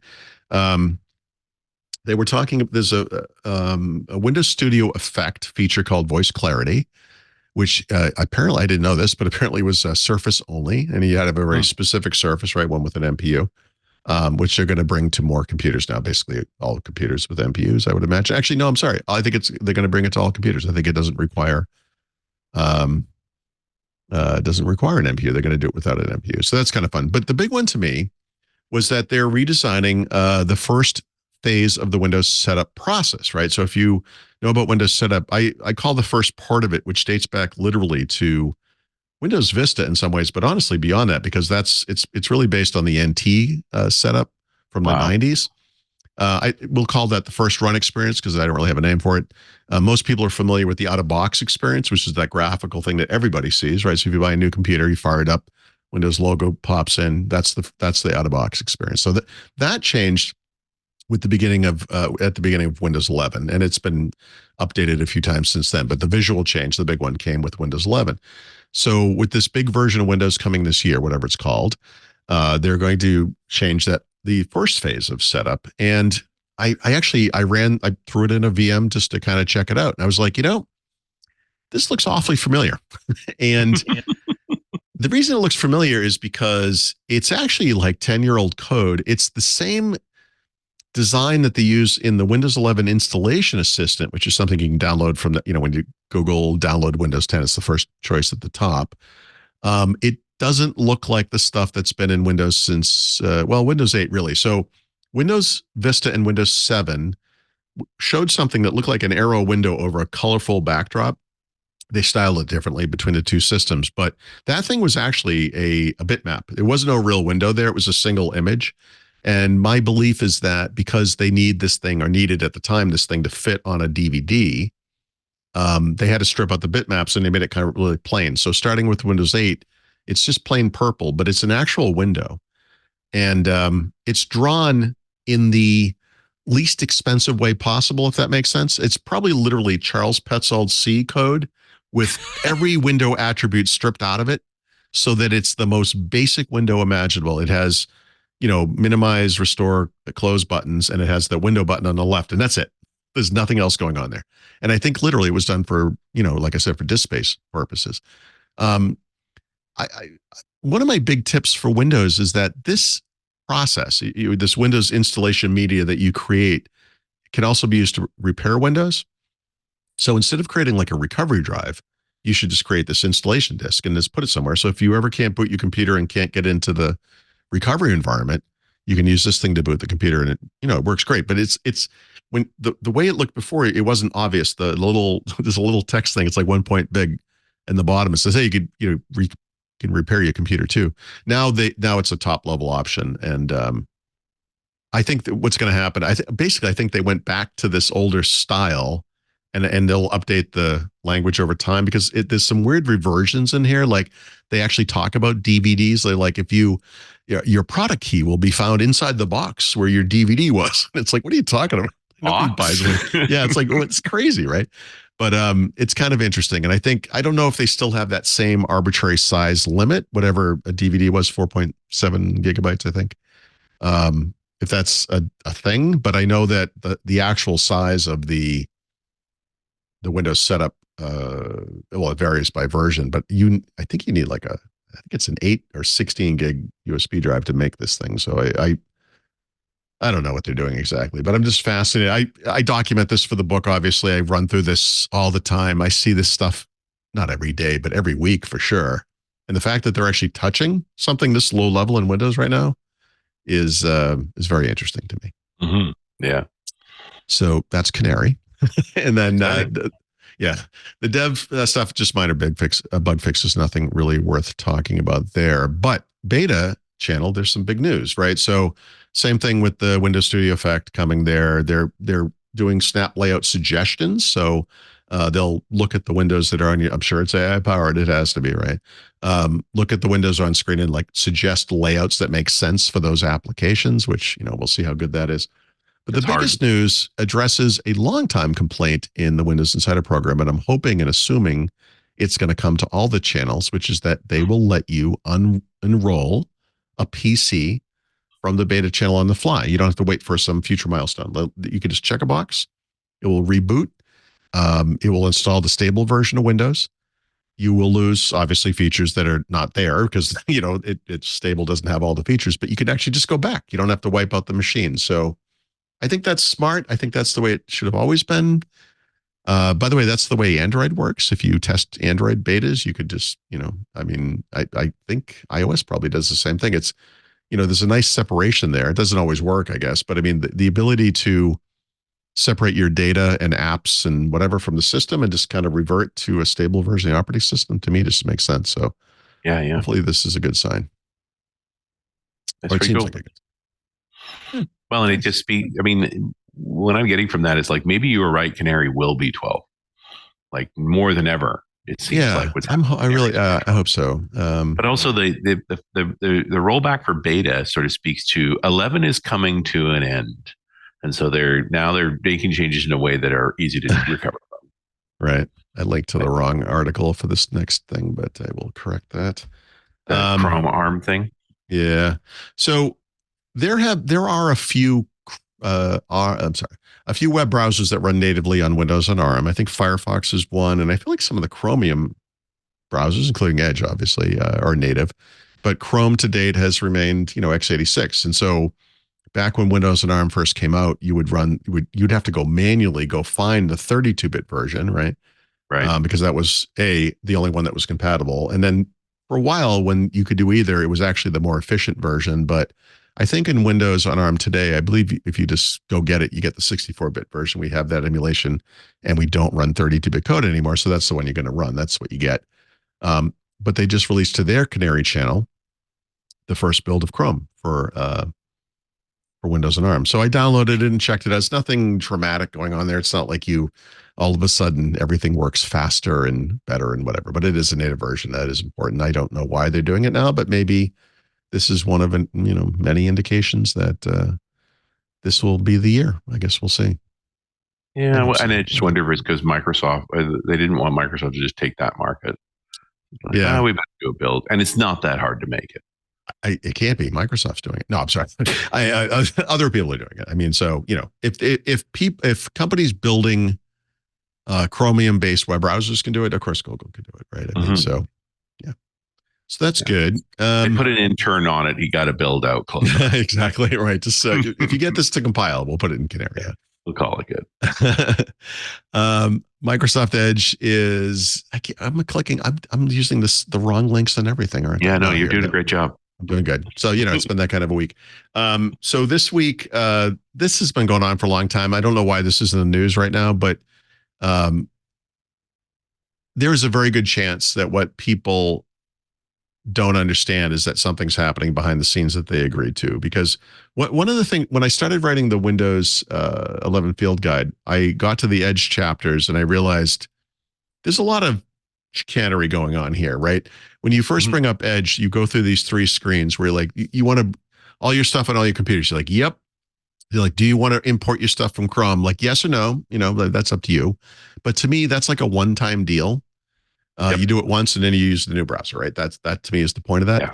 And then the third screen is like, hey, you want to make your web experience better? And like, if you actually look at the fine print, what you're actually agreeing to is a lot more tracking. And I think what Microsoft is doing here is commingling this notion of you said yes to importing stuff from Chrome. And you also said yes to always keeping your thing up to date. So we notice that you have Chrome on your computer. We're going to make sure you're always up to date. And they're starting to do it in new ways to some people on some computers. This is actually, like I said, it's been going on for a little while, but the idea is that you're using Edge and then you can access tabs that you would only open in Chrome. before, right, in your history. And it's like, wait, what? So the issue here, as it is so often the case with Edge, is that people are like, I didn't agree to this. Yeah. And oh yeah, you did. You just didn't know what you were agreeing to. yeah. The Verge says that this started after installing like some new update for Windows 11, but this is you can look this one up. But people have complained about this for a little while, so I'm not really sure what to say to this. Other than that, you shouldn't use either one of these browsers, you idiots. And think about it. What were you thinking? What are you doing? Yeah. So I don't know what's happening there, but anyway, I have not experienced this, and because I don't, I would never. Speaking of which, there's a new version of Microsoft Edge last week. We talked about various web browsers. They're all on the same schedule now, right? Basically. Yeah. This one is only interesting because Microsoft Edge is going to be used in these managed environments. We have a business, and one of the promises, I think it dates back to when they were talking about 23 H2 or whatever, was that they have kind of a new work experience, right? That's it's really just profiles with a different name, but they were promising that they were going to let businesses using Enter ID brand the browser, so you could have like a logo up in the corner. So it's like you work for Thurrott.com, so you get a little T logo up there or whatever. Right. That is finally available. So they have links to the Microsoft Learn website where you can, as a business, you can learn what policies you have to implement and what assets you need so that these things are delivered down to your users, and that happens. And then for normal human beings, they're changing the way the browser alerts users about updates, like browser updates, because now these things are updated every 10 seconds. It seems like I think it's every 4 weeks technically now, but before, if you wanted to manually find a browser update, you would go into settings app, like the about interface essentially, and it would say, oh, there's a new version. It just starts downloading it. And I suppose if you waited long enough, it must do something. It must put something up in the corner where it says, hey, you're out of date. Microsoft Edge has this unique little interface called Browser Essentials, which hasn't been too essential to date, honestly, but it's getting kind of interesting. And if you ever look at that, in fact, let me just bring it up now so I can see what's in there exactly. This is where you access things like the what's it called? The VPN service that they have is one of the things that's in there. There's some power and efficiency stuff in there, some safety stuff, which is nonsense. They don't do anything for your safety. Yeah, Edge Secure Network is the name of the VPN. So you can do that kind of stuff. I actually saw for the first time in my life, because I don't use Edge a lot. I use it mostly just when I'm writing the book or whatever. But it actually complained that some of my tabs were taking up too much memory. Wow. I was like, oh, look at you. And so it made some and I don't use sleeping tabs, and that might have been part of the problem, whatever, but they're going to start promoting Edge software updates in this interface. It should really be telling you how long you've had that tab open too, right? Like, yeah, exactly. Well, or we just talked about Arc, right? It could just be like, you know what? We're just turning it off. Yeah. You're not using this thing, right? Yeah, I know folks who leave browser sessions open for days, and they leak memory. Like they just get worse and worse and worse and worse. Right. Yeah. And so you can tell the memory leak is even when you close the old pages, the memory doesn't get better. It's not until you close all of them that finally that whole thing gets junked, and when you reload, you come in much lower footprint. There's always a double-edged sword with Edge, because you look at a feature like this and you think, yeah, I mean, this is logical, it makes sense, it's helpful, whatever. But it's also one of like 1,000 of these features, and that's the problem with Edge, is there's too much of this stuff. I'm probably never going to write this article, but if you just look at like screenshots of Edge, you'll notice like the UI is always in different places. You're like, what's going on? It's because you can configure it however the hell you want. Not only do they move it around, but you could go up to the corner and say, like, I want my profile button up there. No, I want it down here. I want the workspaces icon there. No, I don't want it there. Like it's different all the time. And that's the new Microsoft way, I guess. Yeah. And then I have not seen this myself, but apparently today they've started rolling out a redesigned version of OneDrive for the web for consumers, right? So OneDrive.com, you'll see this. And this is, in some ways, it's kind of similar to what actually you see in OneDrive for Business. You get this kind of like, I think they call it For You section up in the top, and they're trying to anticipate what it is you're looking for. And I kind of wish they wouldn't, honestly. When I go to a site like this, if I go to OneDrive.com, it's very specific. I just want to get into the file system, find a specific thing, and get the hell out of there. And They're looking at it more of a destination. So it kind of joins start menu in Windows 11, the Microsoft 365 app in Windows 11, Office.com. It's what is it? What are you doing here? Like, what's your point? And it's like, it's trying to do the Facebook. Hey, here's a picture from last year. Aren't you excited? Haven't I helped you? It's like, interrupted me again. Get out of the way. Yeah, exactly. I didn't come here for helpful suggestions. I came here to get something done. I had some stuff to do and you're interrupting me. And then I just threw this under Microsoft 365, even though we don't have any other stuff. But I think it was Friday. The Teams outage. Teams went out. Oh yeah, like 8 hours, right? Yeah, and there was like a conga line online of people who were like, "Oh my god, this is so nice, so great." Yeah, like nobody can bother me now. Don't call me anymore. Yeah, but much like that Microsoft hack from a week or so ago, I'm curious about what happened here. Right, it's most likely a human-caused configuration error. Microsoft called it a networking issue at one point. They never really explained what happened. Really explained it. And they also, when I went, I think it was Saturday morning or even as late as Saturday afternoon when I looked at the admin center, it still told me they were looking into several of these issues, but Microsoft was publicly reporting they solved the problem and everything was fine. So it's kind of hard to say, but this cascaded across the entire planet. Mm-hmm. And I guess they fixed it. It seems to work. We're Monday, so it's early. I don't know, but I'm confused about what happened there. And I think I'm going to continue to be confused because I don't see them ever coming clean about this. They didn't say anything about nation states or anything like that. It was just like,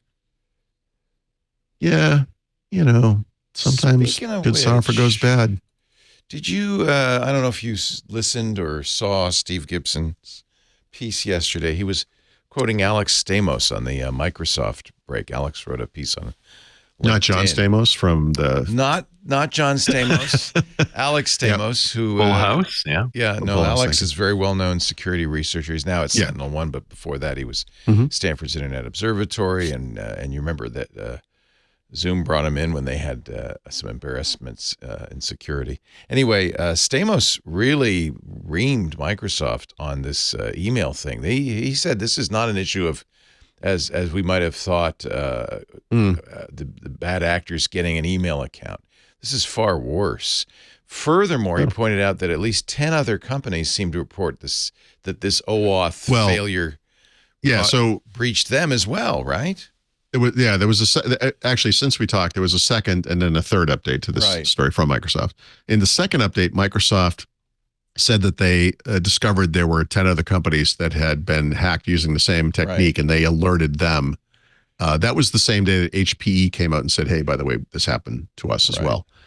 And the third one, was, I think, the one where they basically said, yeah, we didn't configure 2FA on this account. Basically, it was like that stupid. And it's like, guys, come on. I don't know. And my suggestion was it was an internal only account, so they didn't bother. And then somebody made it public some way, and it hadn't been locked down properly. You said something that I think is exactly what happened, which was, in a company the size of Microsoft, where you have a guy, he shows up, opens a test account, he's got to do a test VM, whatever it is, and I have to do something with it, whatever it might be. And then, hey, Bob, do you want to go to lunch? Yep.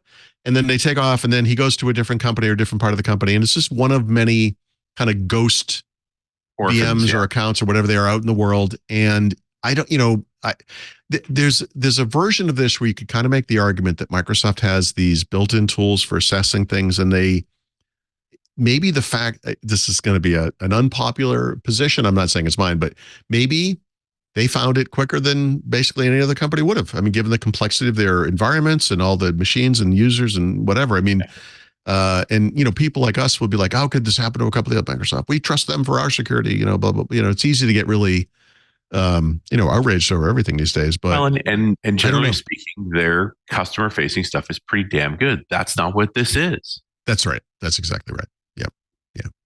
So I think the one thing we've said all along, we said this last week, I'm saying it right now, and we'll say it again in the future, is I think there's more to this story.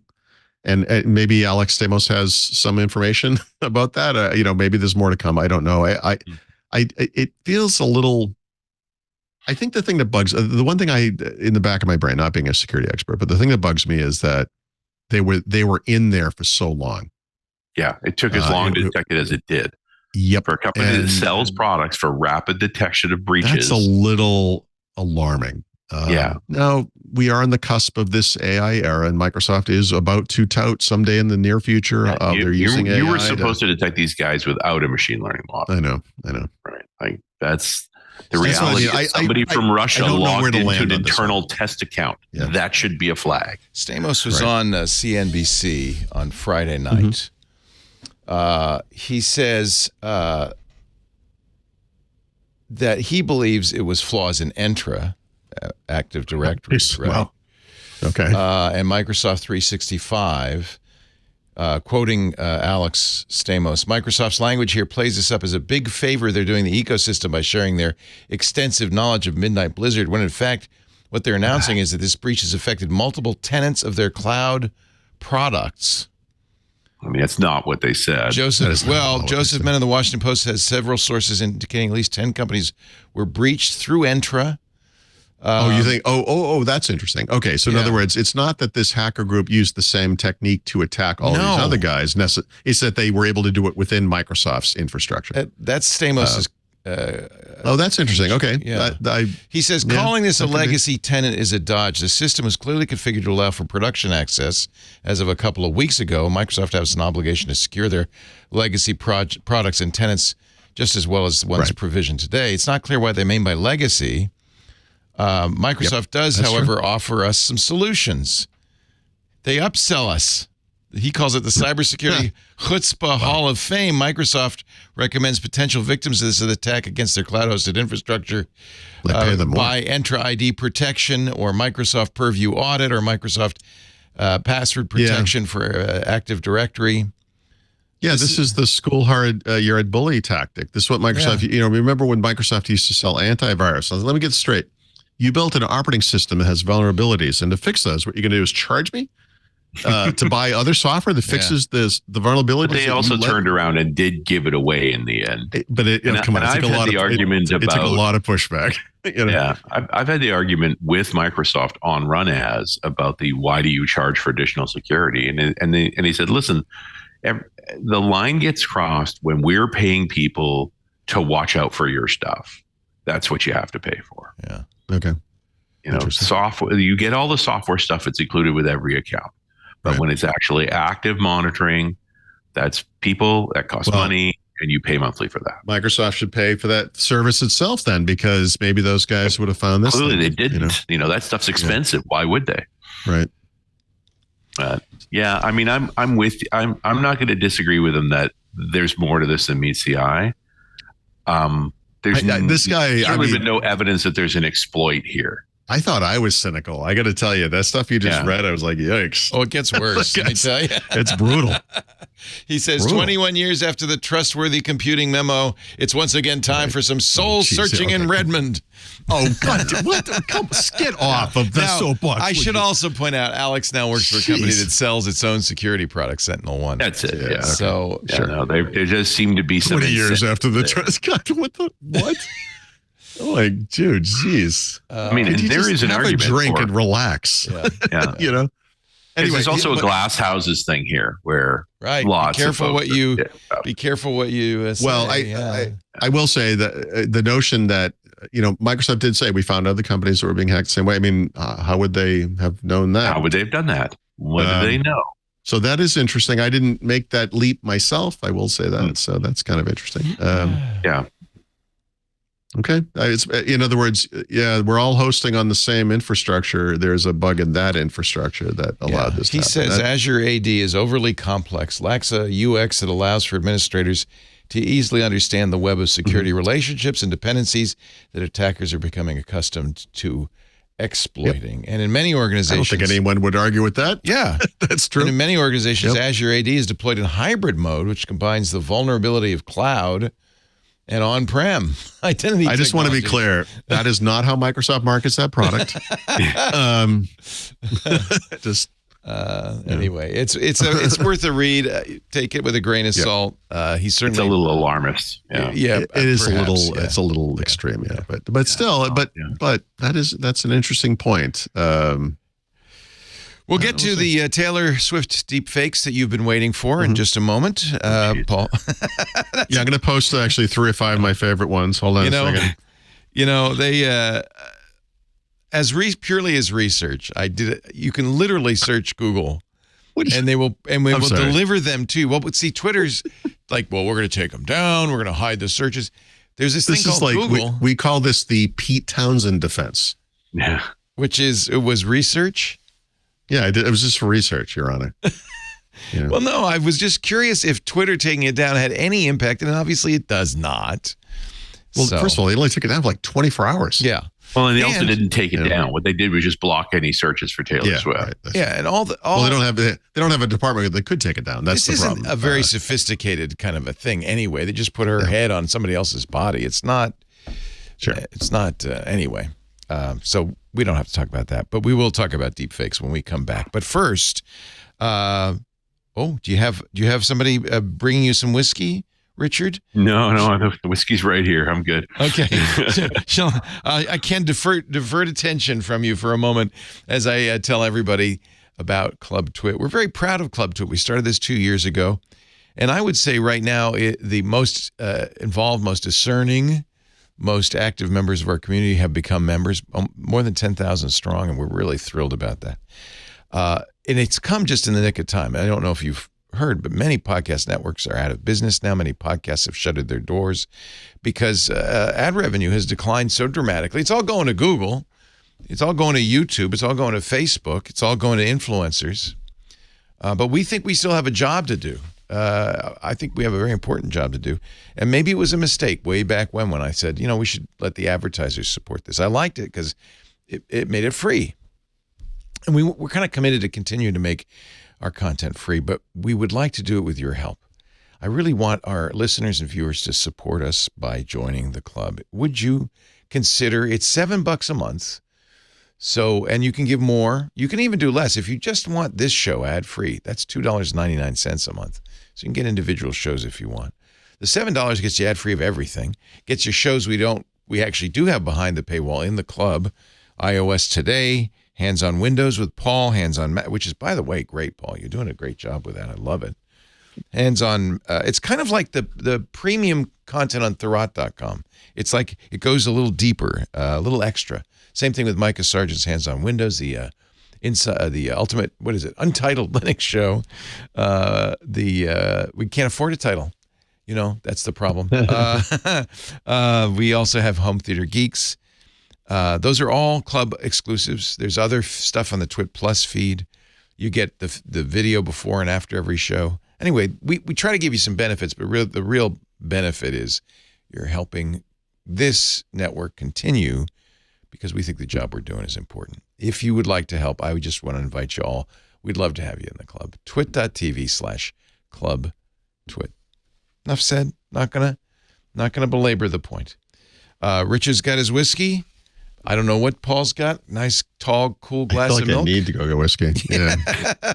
Let's talk deep fakes. Just briefly, because I'm curious what people's reactions are when they hear something like, in this case, Microsoft, because of all the stuff that's been going on lately, says, we're going to add deep fake guardrails to our designer AI. This is the thing that used to be image creator from Bing, right? Because we're not using the Bing name anywhere. So people can't use it to make porn. What's the first takeaway from that statement? You mean you could? Right. I mean, I could have been using it for this. You allowed people to make porn with this before? And now you're like, you know what? You're kidding me. That's crazy. So for whatever it's worth, Microsoft Designer couldn't care less. This is kind of like their Canva thing, but what they're really talking about here is that image creator thing, right? So it's built into Microsoft Paint. It's built into Bing. It's part of, it's from Copilot. It's from DALL-E, right? From OpenAI. It's gotten really good. If you pay for Copilot Pro, like I do, it's a little faster, I guess, in certain, at certain times of the day or something like that. I don't know, but the results are fantastic. I didn't know I could be using this to make high quality porn, but now I guess I can. So I I was too Takes all late the to the fun out of game. it, really. I guess so. Now, what do you use it for? Mostly for promo graphics for my articles. I made a great one where I was like, I asked it to put the Microsoft campus in the middle of a scene from the Lord of the Rings, which is beautiful. It's a bunch of little Gandalf standing around. It was beautiful. Stuff like that. Useful things. Right. I guess the things that will make the world better. Anyway, so there was a story, one of those sources say type stories a couple of weeks ago that the DOJ and the FTC were kind of fighting or debating which one of them would get to investigate the Microsoft OpenAI partnership. We now know that the FTC won that battle.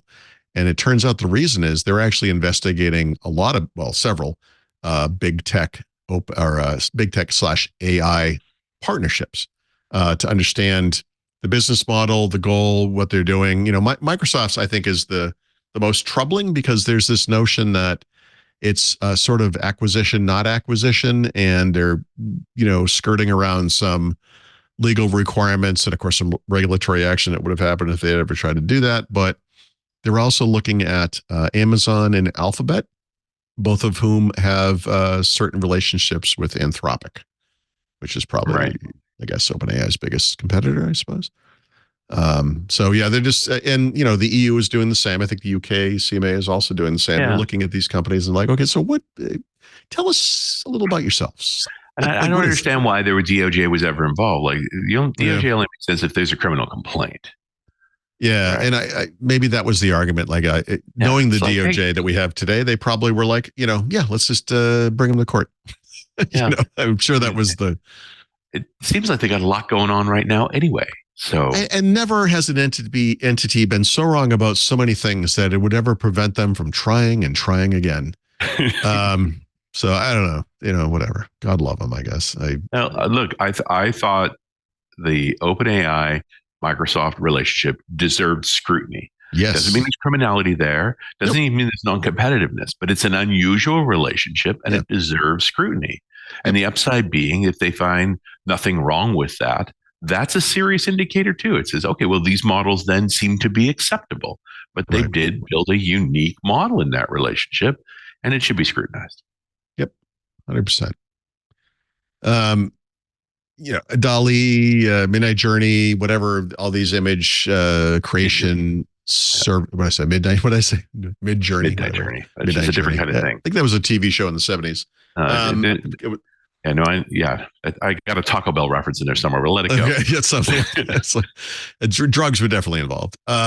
Is all happening now. It's all, that's all kind of amazing. Obviously, video is the final frontier here. And we're starting to see some interesting stuff there. Like Google showed off a very short clips of some of the kind of AI video stuff that they're doing. We know there are services that are going to upscale video games, right, to 4K from, SD quality, and some of that looks fantastic.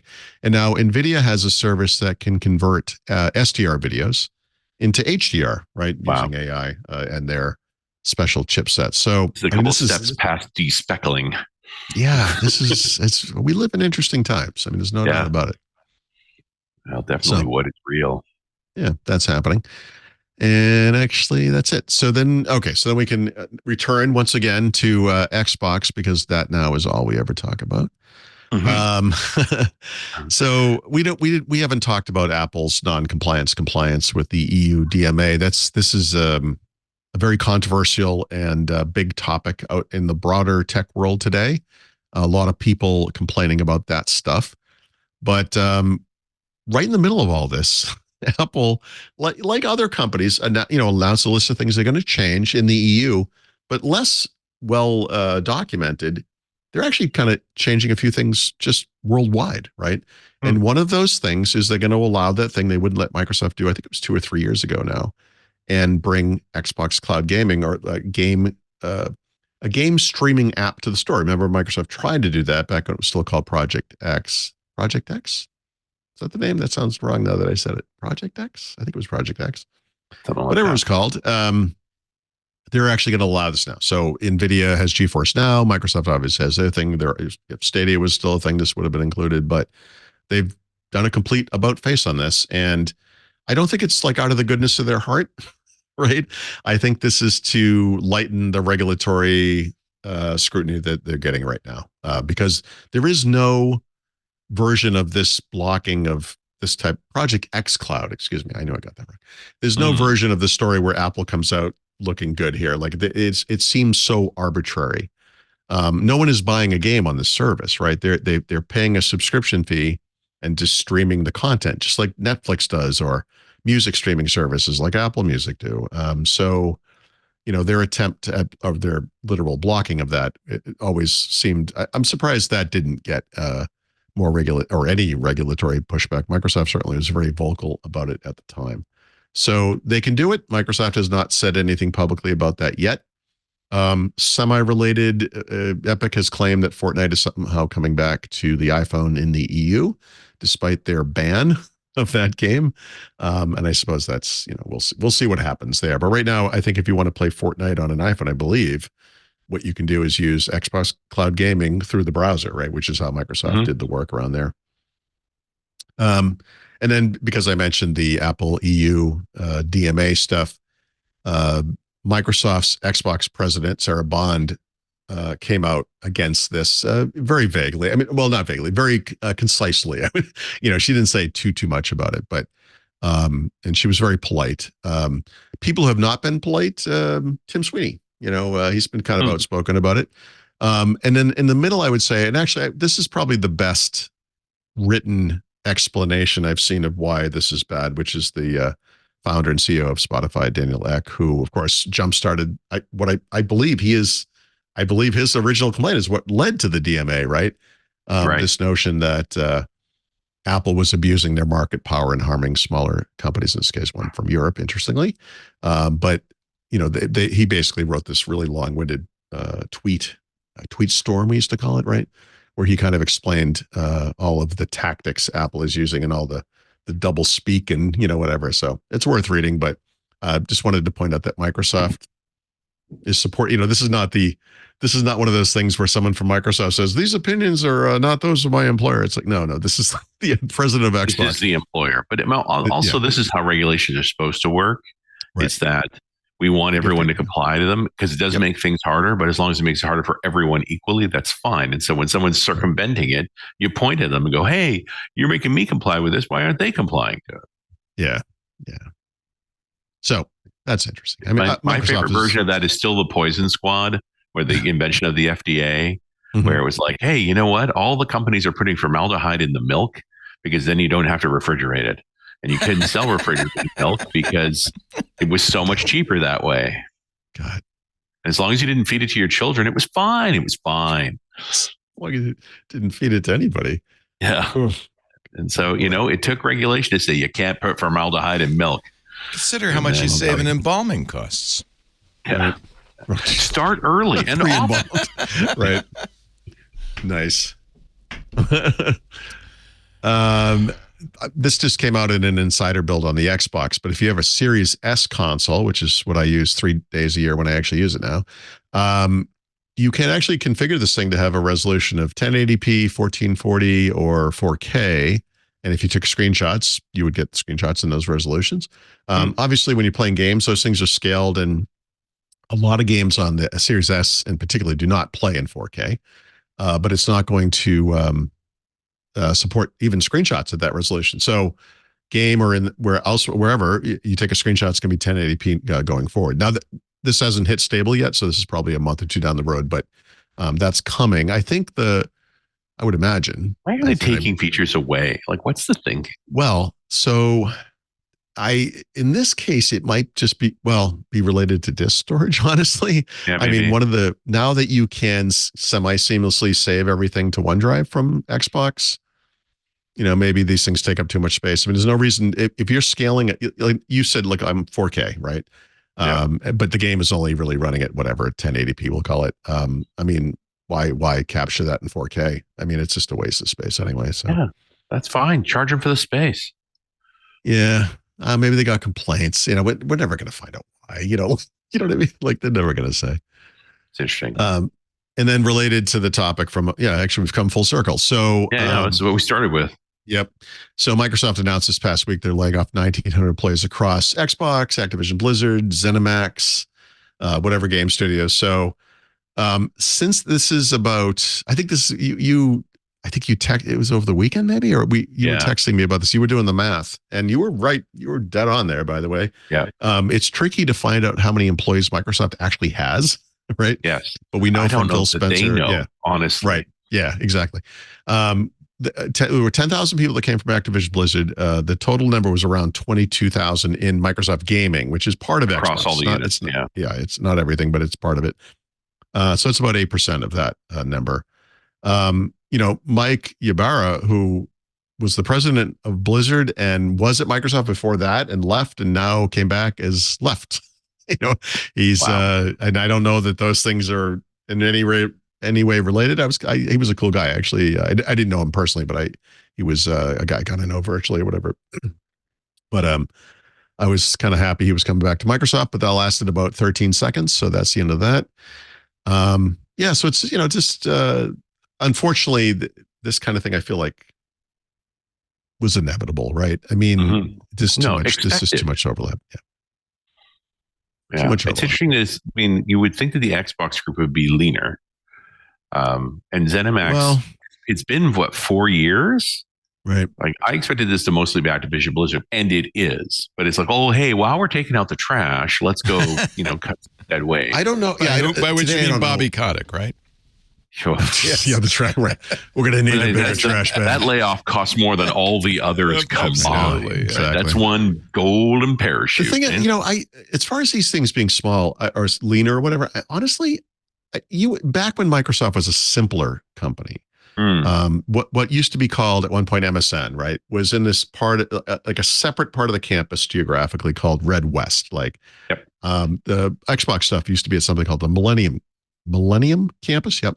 And then when they were doing Zune, that was actually right in the middle of the campus, but it was like an aircraft-sized building with, what looked like thousands and thousands of people just doing graphic designs that you could etch into the back of a Zune no one was ever going to buy anyway.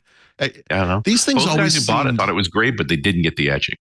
Yeah, you're right. I mean, so these things always felt bigger than they needed to be to me, and I would imagine today it's exponentially worse. So the answer to that. It's a great question. Yeah, I don't know. Because nobody's on campus anymore, right? So it's like, oh yeah, we got all these people that just don't know where they are.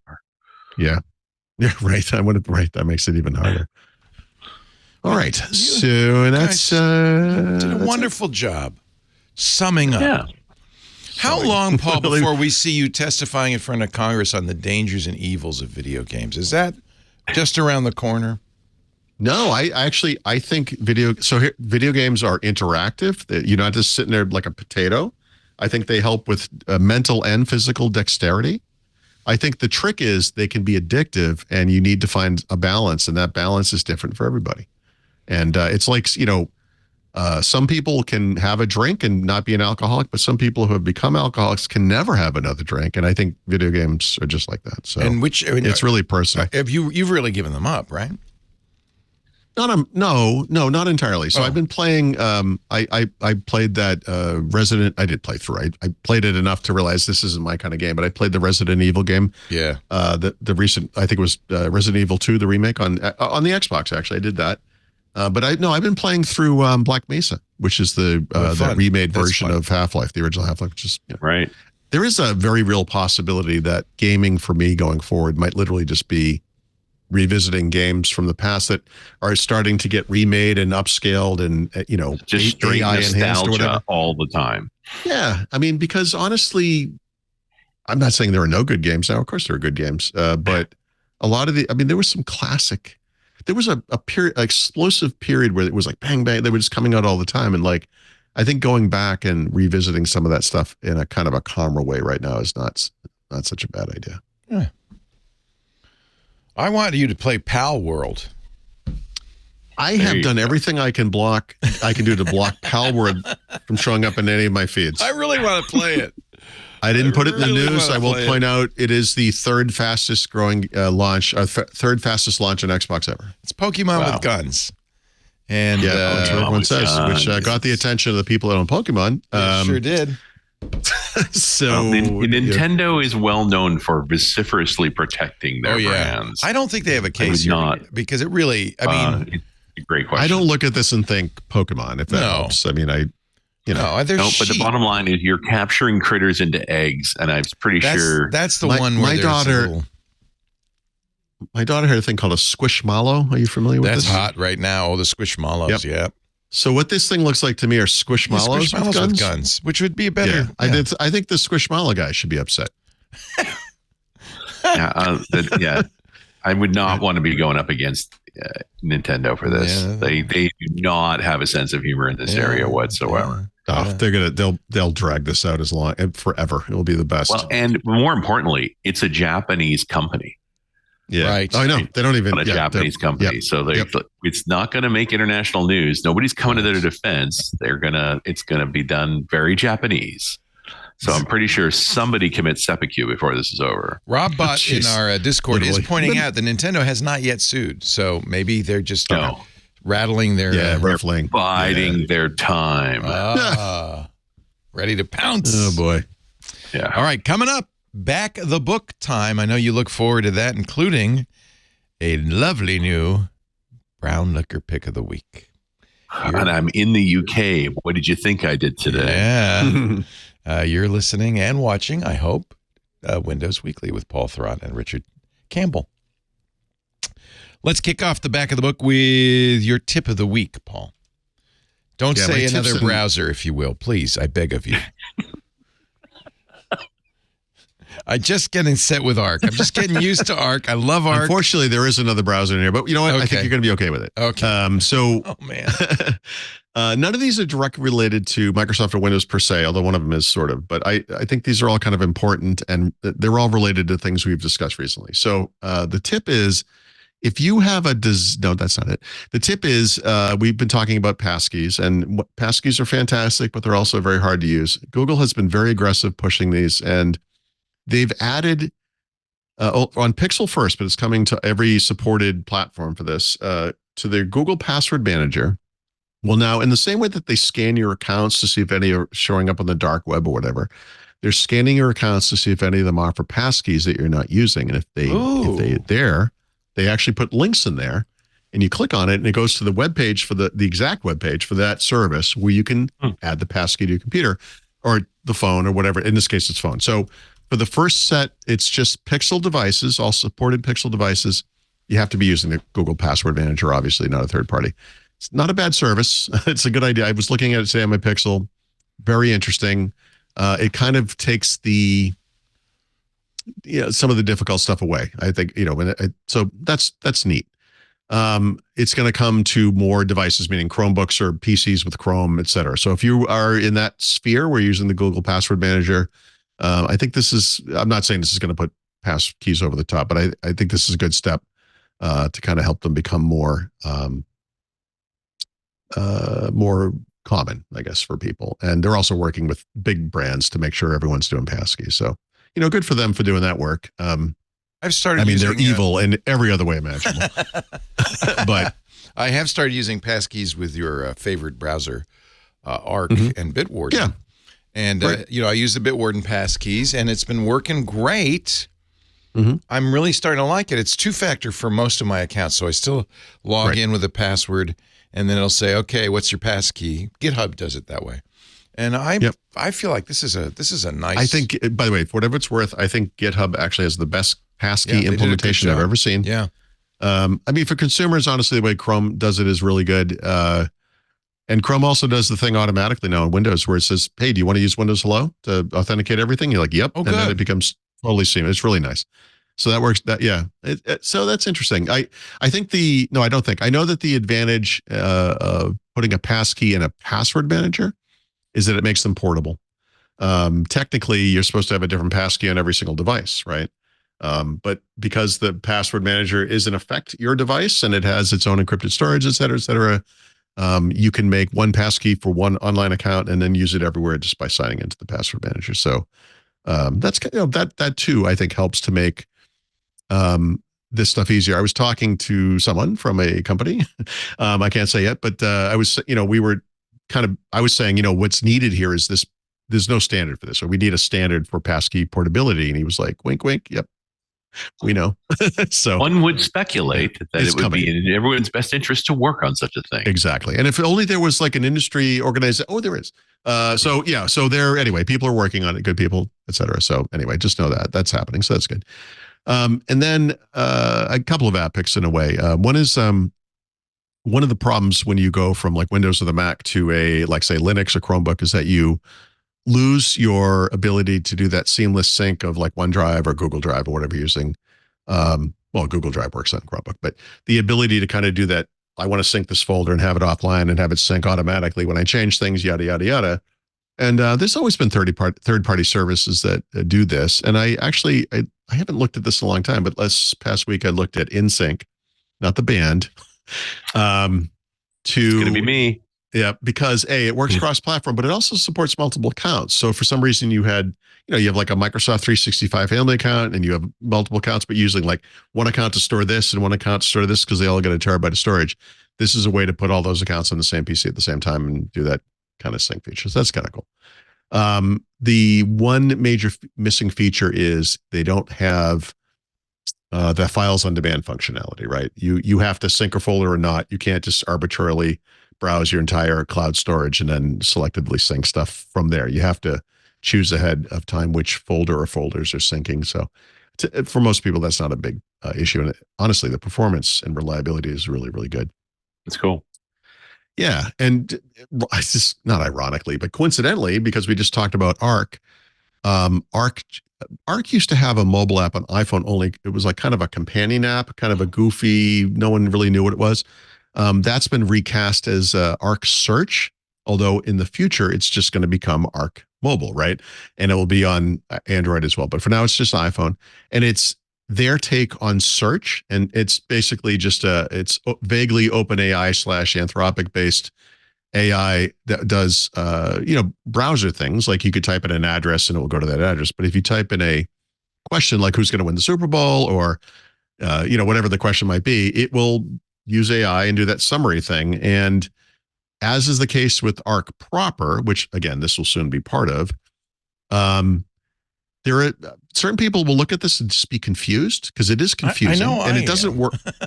Yeah. It doesn't, first of all, it doesn't work properly unless you make it the default browser. Which I weird did, stuff which is really weird. Yeah. Because it's really, it feels more like a Chat GPT client, really. You can, but you can do things like I said, you can Windows browse Weekly to an address. Podcast. Right.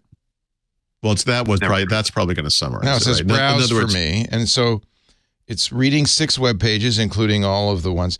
So here's the details. Look, it's a nice picture, hosts, schedule, listening options. So it doesn't bring up a web page. It brings up a summary. Yeah, you have to type in a URL. Now I can go down and see the results, the search. So it's really, it's what Google's doing in spades with the knowledge graph, right? Where when you do a Google search for shoes, you get a lot of information. But it's just like you see, like I'm looking for product reviews. It says customers say ... I have to say, I am with you though. And here's all the links. I'm with you on the fact that the browser company of New York, which is the company that does this. I know. I don't even think they're in New York, but anyway. Okay. They are it's really funny you say that because I watched the video stuff. from them where they literally traveled to New York and were visiting, and I'm like, wait, I thought you were from New York. No, yeah. I think they're from England. Anyway, right? They're probably from all over. I think it's very interesting. And even the search thing is kind of interesting. I agree with you. Well, thank you for suggesting the data. Well, I wonder what's happening. More importantly, I wonder how they're going to make money because that's what I'm saying. What are they going to do with that data? They are not charging a thing for this stuff. So far, not yet. I mean, they probably will, right? I'd pay for it. Stuff, at least. Honestly, this browser is far superior. Though. When you look at a company like Google and you say, we got to break this monopoly. They dominate search. They've got all this ad and tracking stuff going on. Like, how do we do that? And then you look at the competition that has shown up, and it's Microsoft with Edge doing exactly the same thing, or like a company like Brave, who's the browser is exactly the same, but they're more private, more secure, but they have their own little goofy business model, but it's not going to change the world, And you're like, well, okay, nothing changes, right? And then you look at Arc and you're like, okay. I'm not saying they're going to succeed. I'm literally not saying that. But you know what? This is different. That's And cool. if this does succeed, the web as we know it becomes a different thing. Look at this. This is a And perfect example. that's exciting. Here's our It's interesting, Discord chat, and somebody put a link in there. Because Arc is my default browser, when I click it, it doesn't open the browser. It opens this mini Arc window without leaving Discord, which I can use to surf. And then when I close it, I'm back. I just, little things like that really... I know. I know. Are great. I'm just fascinated by it. I wish... My problem is I don't use a Mac and an iPhone. It's better on the Mac. I don't know, And it's, by the way, it's actually, it is pretty full featured on Windows. I'm not, but I don't really, even the iPhone app is not there really, right? And it's never going to be Linux because, as you said, it was written in Swift, and that's not a practical there's no way to bring it to... Well, there's ways, but I wouldn't. That's a lot of resources. And even Windows is goofy. I mean, it's still a little goofy. But it does sync the account. So when I set it up, I love that. That was a big feature for me of Chrome and Firefox is that's account syncing. And I need cross-platform, So I feel like no, it's fascinating. I appreciate you turning me onto this, and I'm starting to use it on the iPhone as the default browser. These things usually go poorly for me, so I'm super happy to hear that. Well, I'll yell at you later when I. You're like, I use this dark thing and it deleted all my data. I can't believe you made me do this. I'm just asking questions, I think is what we say. People tell me that Arc's a great browser. Yeah. I've heard. And one of the things I like about people say the idea people I know what they're doing on the iPhone makes sense because Safari and all the other browsers are just like little browsers on your phone. Yeah. But really, when you open a browser on a phone, it isn't so much that you want to go to a web page usually. You want to get some information. And so I think this kind of makes sense. Right. Yep, I agree. And you can still go to a web page. It's not. It's the hurdle they have, aside from the fact that they're a small company no one's ever heard of, is that we are now so many years. I mean, the web is almost 30 years old. The iPhone is what 16 was that whatever that number is. 17 years old this year. Amazing. We have memory. We do things a certain way, and that doesn't mean it's the best way. It doesn't mean anything. Inertia. We're very much used to the status quo. Yeah. So they got to overcome that. Well, the bigger problem here is they're making a product that every other company gives away for free. Yes. So maybe that's their strategy. But they do it in a different way. Let's make you want it, and then you'll pay for it. Yes. And then it gets insuritified, and here we go again. Let me just try. What's the weather in Petaluma? And then you have some choices, but I'm going to hit browse for me. Oops, I think that's the name of the feature, right? Browse for me. Yeah. It's reading six weather pages to give me the answer, right? And a weather map. You still get the links if you want. It's got today's forecast. Yeah. Tomorrow's. It's definitely stripped all the fluff off. It's made a weather app out of this. Yeah. Yeah. Right. There you go. Moon phase, sunrise, sunset. That's a beautiful way to put it. This is incredible. They've created a weather app on the fly. Yeah. They've created an app on the fly that is very specific to what you just wanted right now. Yep. And the information from those terrible weather sites. Yeah, but at least it's aggregated. The weather Nazis over at weather.com never saw it coming. But first, watch this video of a flood. You believe that it is snowing in Petaluma. But let me tell you something. We are getting an atmospheric river right now, so it's dumping out. Oh. Yeah. So anyway, thank you, Paul. I won't yell at you for. I'm so nervous about this. No, now. I'm actually really grateful because I had tried Arc. I got the invitation very early, like May of last year. Tried it and went, well, okay, but why should I switch? That's the hurdle. I think most people try and they're like, you have to. You spend a little time and it's like, okay, hold on a second. It's revolutionized my use of browsers. I mean, it's incredible. Yeah, it's fascinating. Yeah. I don't know. It's really interesting that it grabbed you like that. That's really cool. Makes me want to try. Richard Campbell, I think it's time for you to Time for you to tell us about Run as Radio. Well, I had a great guest on this week. Maybe you heard of her, Mary Jo Foley. Oh, yay! Who? Yeah, I can't get her to come on this show, but I'm glad she. I had her at Christmas time, and in fact, this show was already in the can when she came on around over the holidays there. Nice. Because I really wanted to dig into what she's working on these days over Directions on Microsoft, and the whole licensing conversation was a fascinating one. a big piece of directions on Microsoft's business is helping companies negotiate better license agreements for themselves. And so like buying stuff from Microsoft is not a trivial problem. And really, while as much as I'm sure they're interested in you buying services from them, just this basic concept of, do you know what licenses you have? Now, do you know what licenses you use? Yeah. You know, and what areas of growth are you going to have? And to just sort of build out the landscape of your license utilization, because it gives you room to negotiate. You know, you may have committed to a set of licenses for a particular product that did a rollout that didn't go anywhere. And now, you know, you can almost claw that money back. So there's a way to maneuver here that you don't pay, after a certain size, you just don't pay rack rate for stuff. And so it's well worth spending several days. You know, I have talked to folks that are involved in the licensing for their company, and it's like, it's a week of getting information together to really be able to now sit down and negotiate with the licensors and say, okay, this is what we did last year. Here's how it actually went. Here's what we're looking at next year. Here's how I want to move things around. Like, let's get to a fair number. And it was fun to not hide from licensing. Like the most common conversation on Run Is Radio is like, listen, I'm no licensing expert, but, and this was a case where it's like, well, let's talk about how you really take licensing on in the head, because it's the bottom line piece. This is probably the largest single line item in a sysadmin's budget is the software licenses for the company, even more than the hardware. So yeah, it was great to just nail that down and pound on it for a while. It's been a good half hour. Nice. Yeah. Really good. All right. What you drinking? What am I drinking? So, I mean, I'm in London. Yeah. So I had to drop by the Whiskey Exchange, which is a lovely place just up in Covent Garden. I walked up there and I thought, you know, I'm going to go get a whiskey that you probably can only find in the UK. And the Flora and Fauna bottles are great for that. And this particular one is Daluin. Now, there's a lot more letters in the name than this, which you actually pronounce. Like the I disappears. Like Worcester, Massachusetts. Daluin. The Daluin 16. Now, this is a whiskey you've never heard of because it has no marketed brand. But it's a very old distillery. It was built in the 1850s. William Mackenzie stood it up in the Speyside, Aberlour. Back then, it was a single set of stills and so forth. Today, it's only up to 3 wash and 3 spirit, although they're big. No peat in their product at all. They're Speyside. They do most of their aging in sherry casks.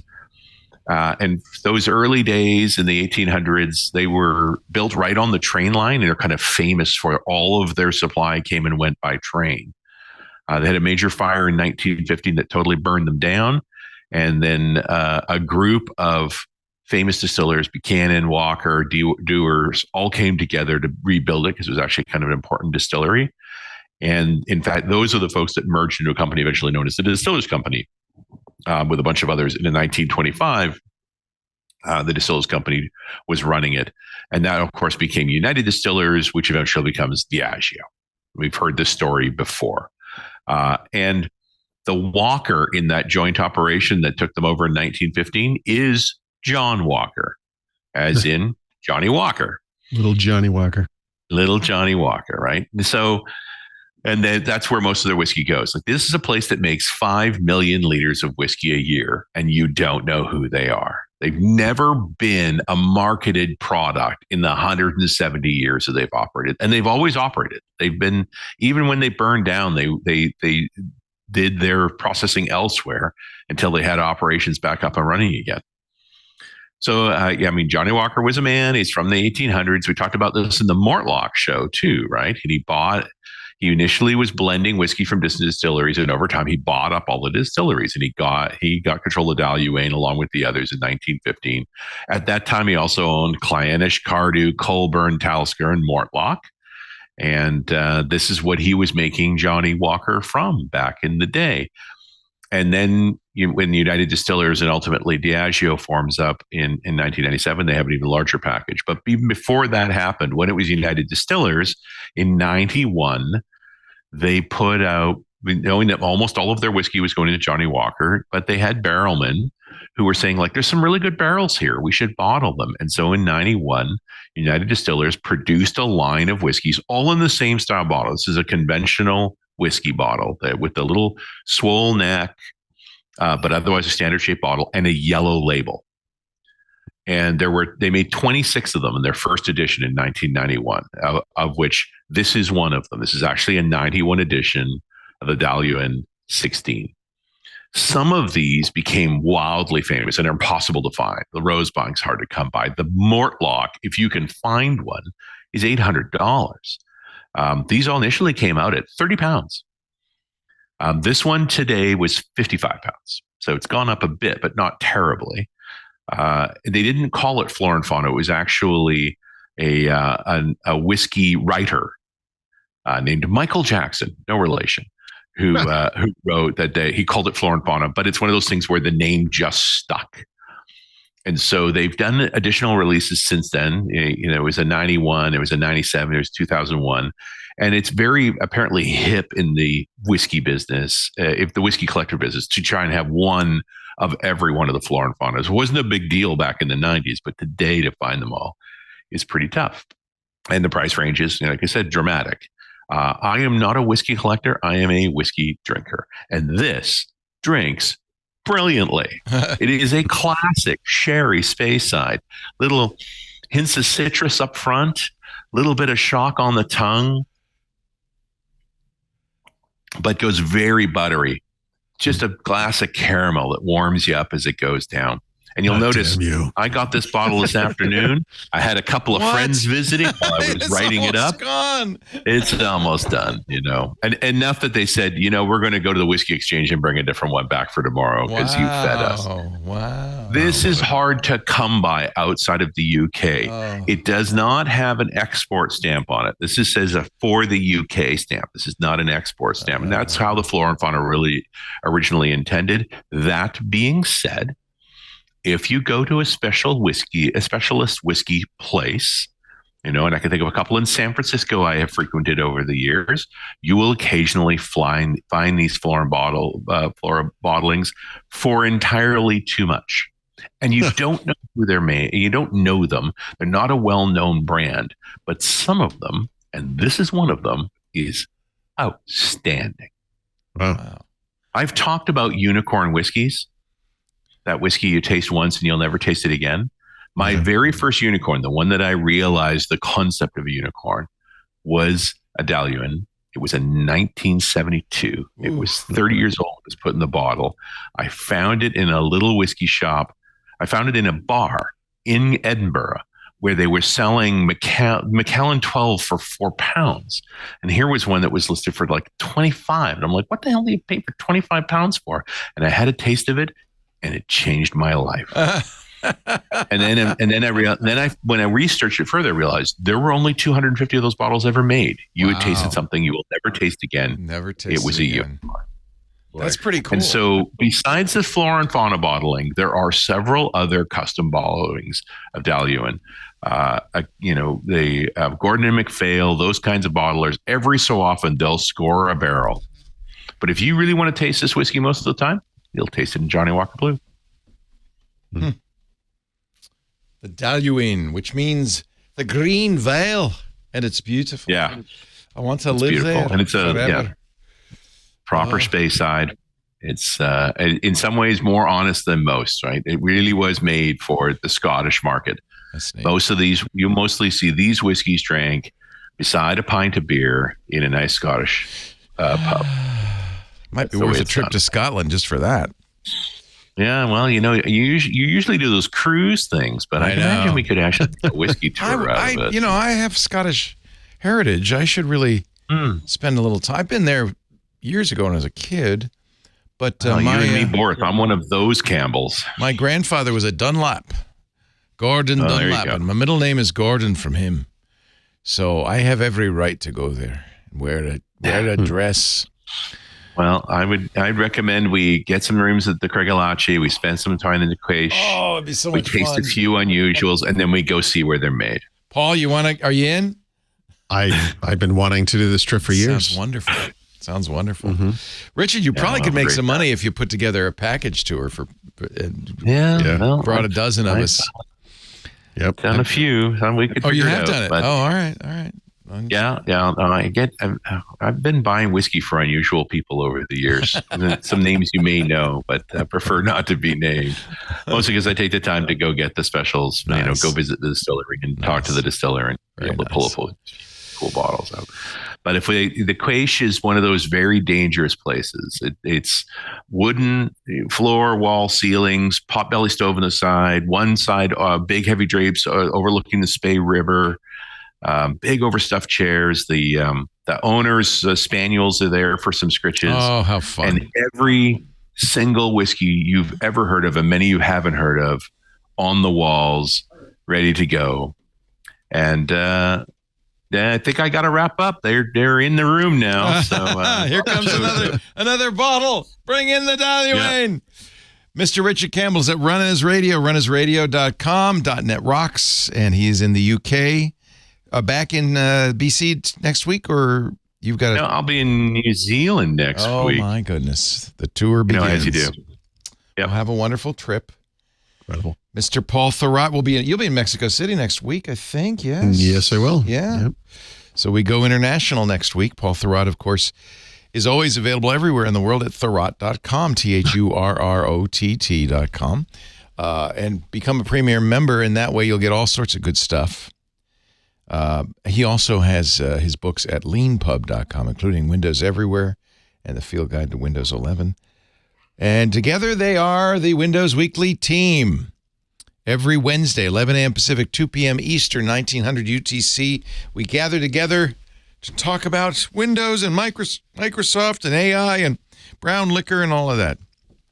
I hope you will join us. You can watch live. I mean, it's not the best way to watch because you have to be here at that time. But if you are, we stream it on YouTube, youtube.com/twit. You can, of course, if you're a Club Twit member, you can live in the Discord and you can watch the streams as they continue all day long. In fact, if you're not a Club Twit member, please consider joining twit.tv/clubtwit. I think today's the last day for our Twit survey. If you haven't done it yet, we want to get everybody who is listens to all the different shows or any individual show. We want to make sure you're all well represented. So we need all the Windows Weekly cohort to go to twit.tv/survey24 to take that survey. You can get the show on the website while you're there, twit.tv/WW. There's a Windows Weekly YouTube channel dedicated to Windows Weekly. Great way to share clips.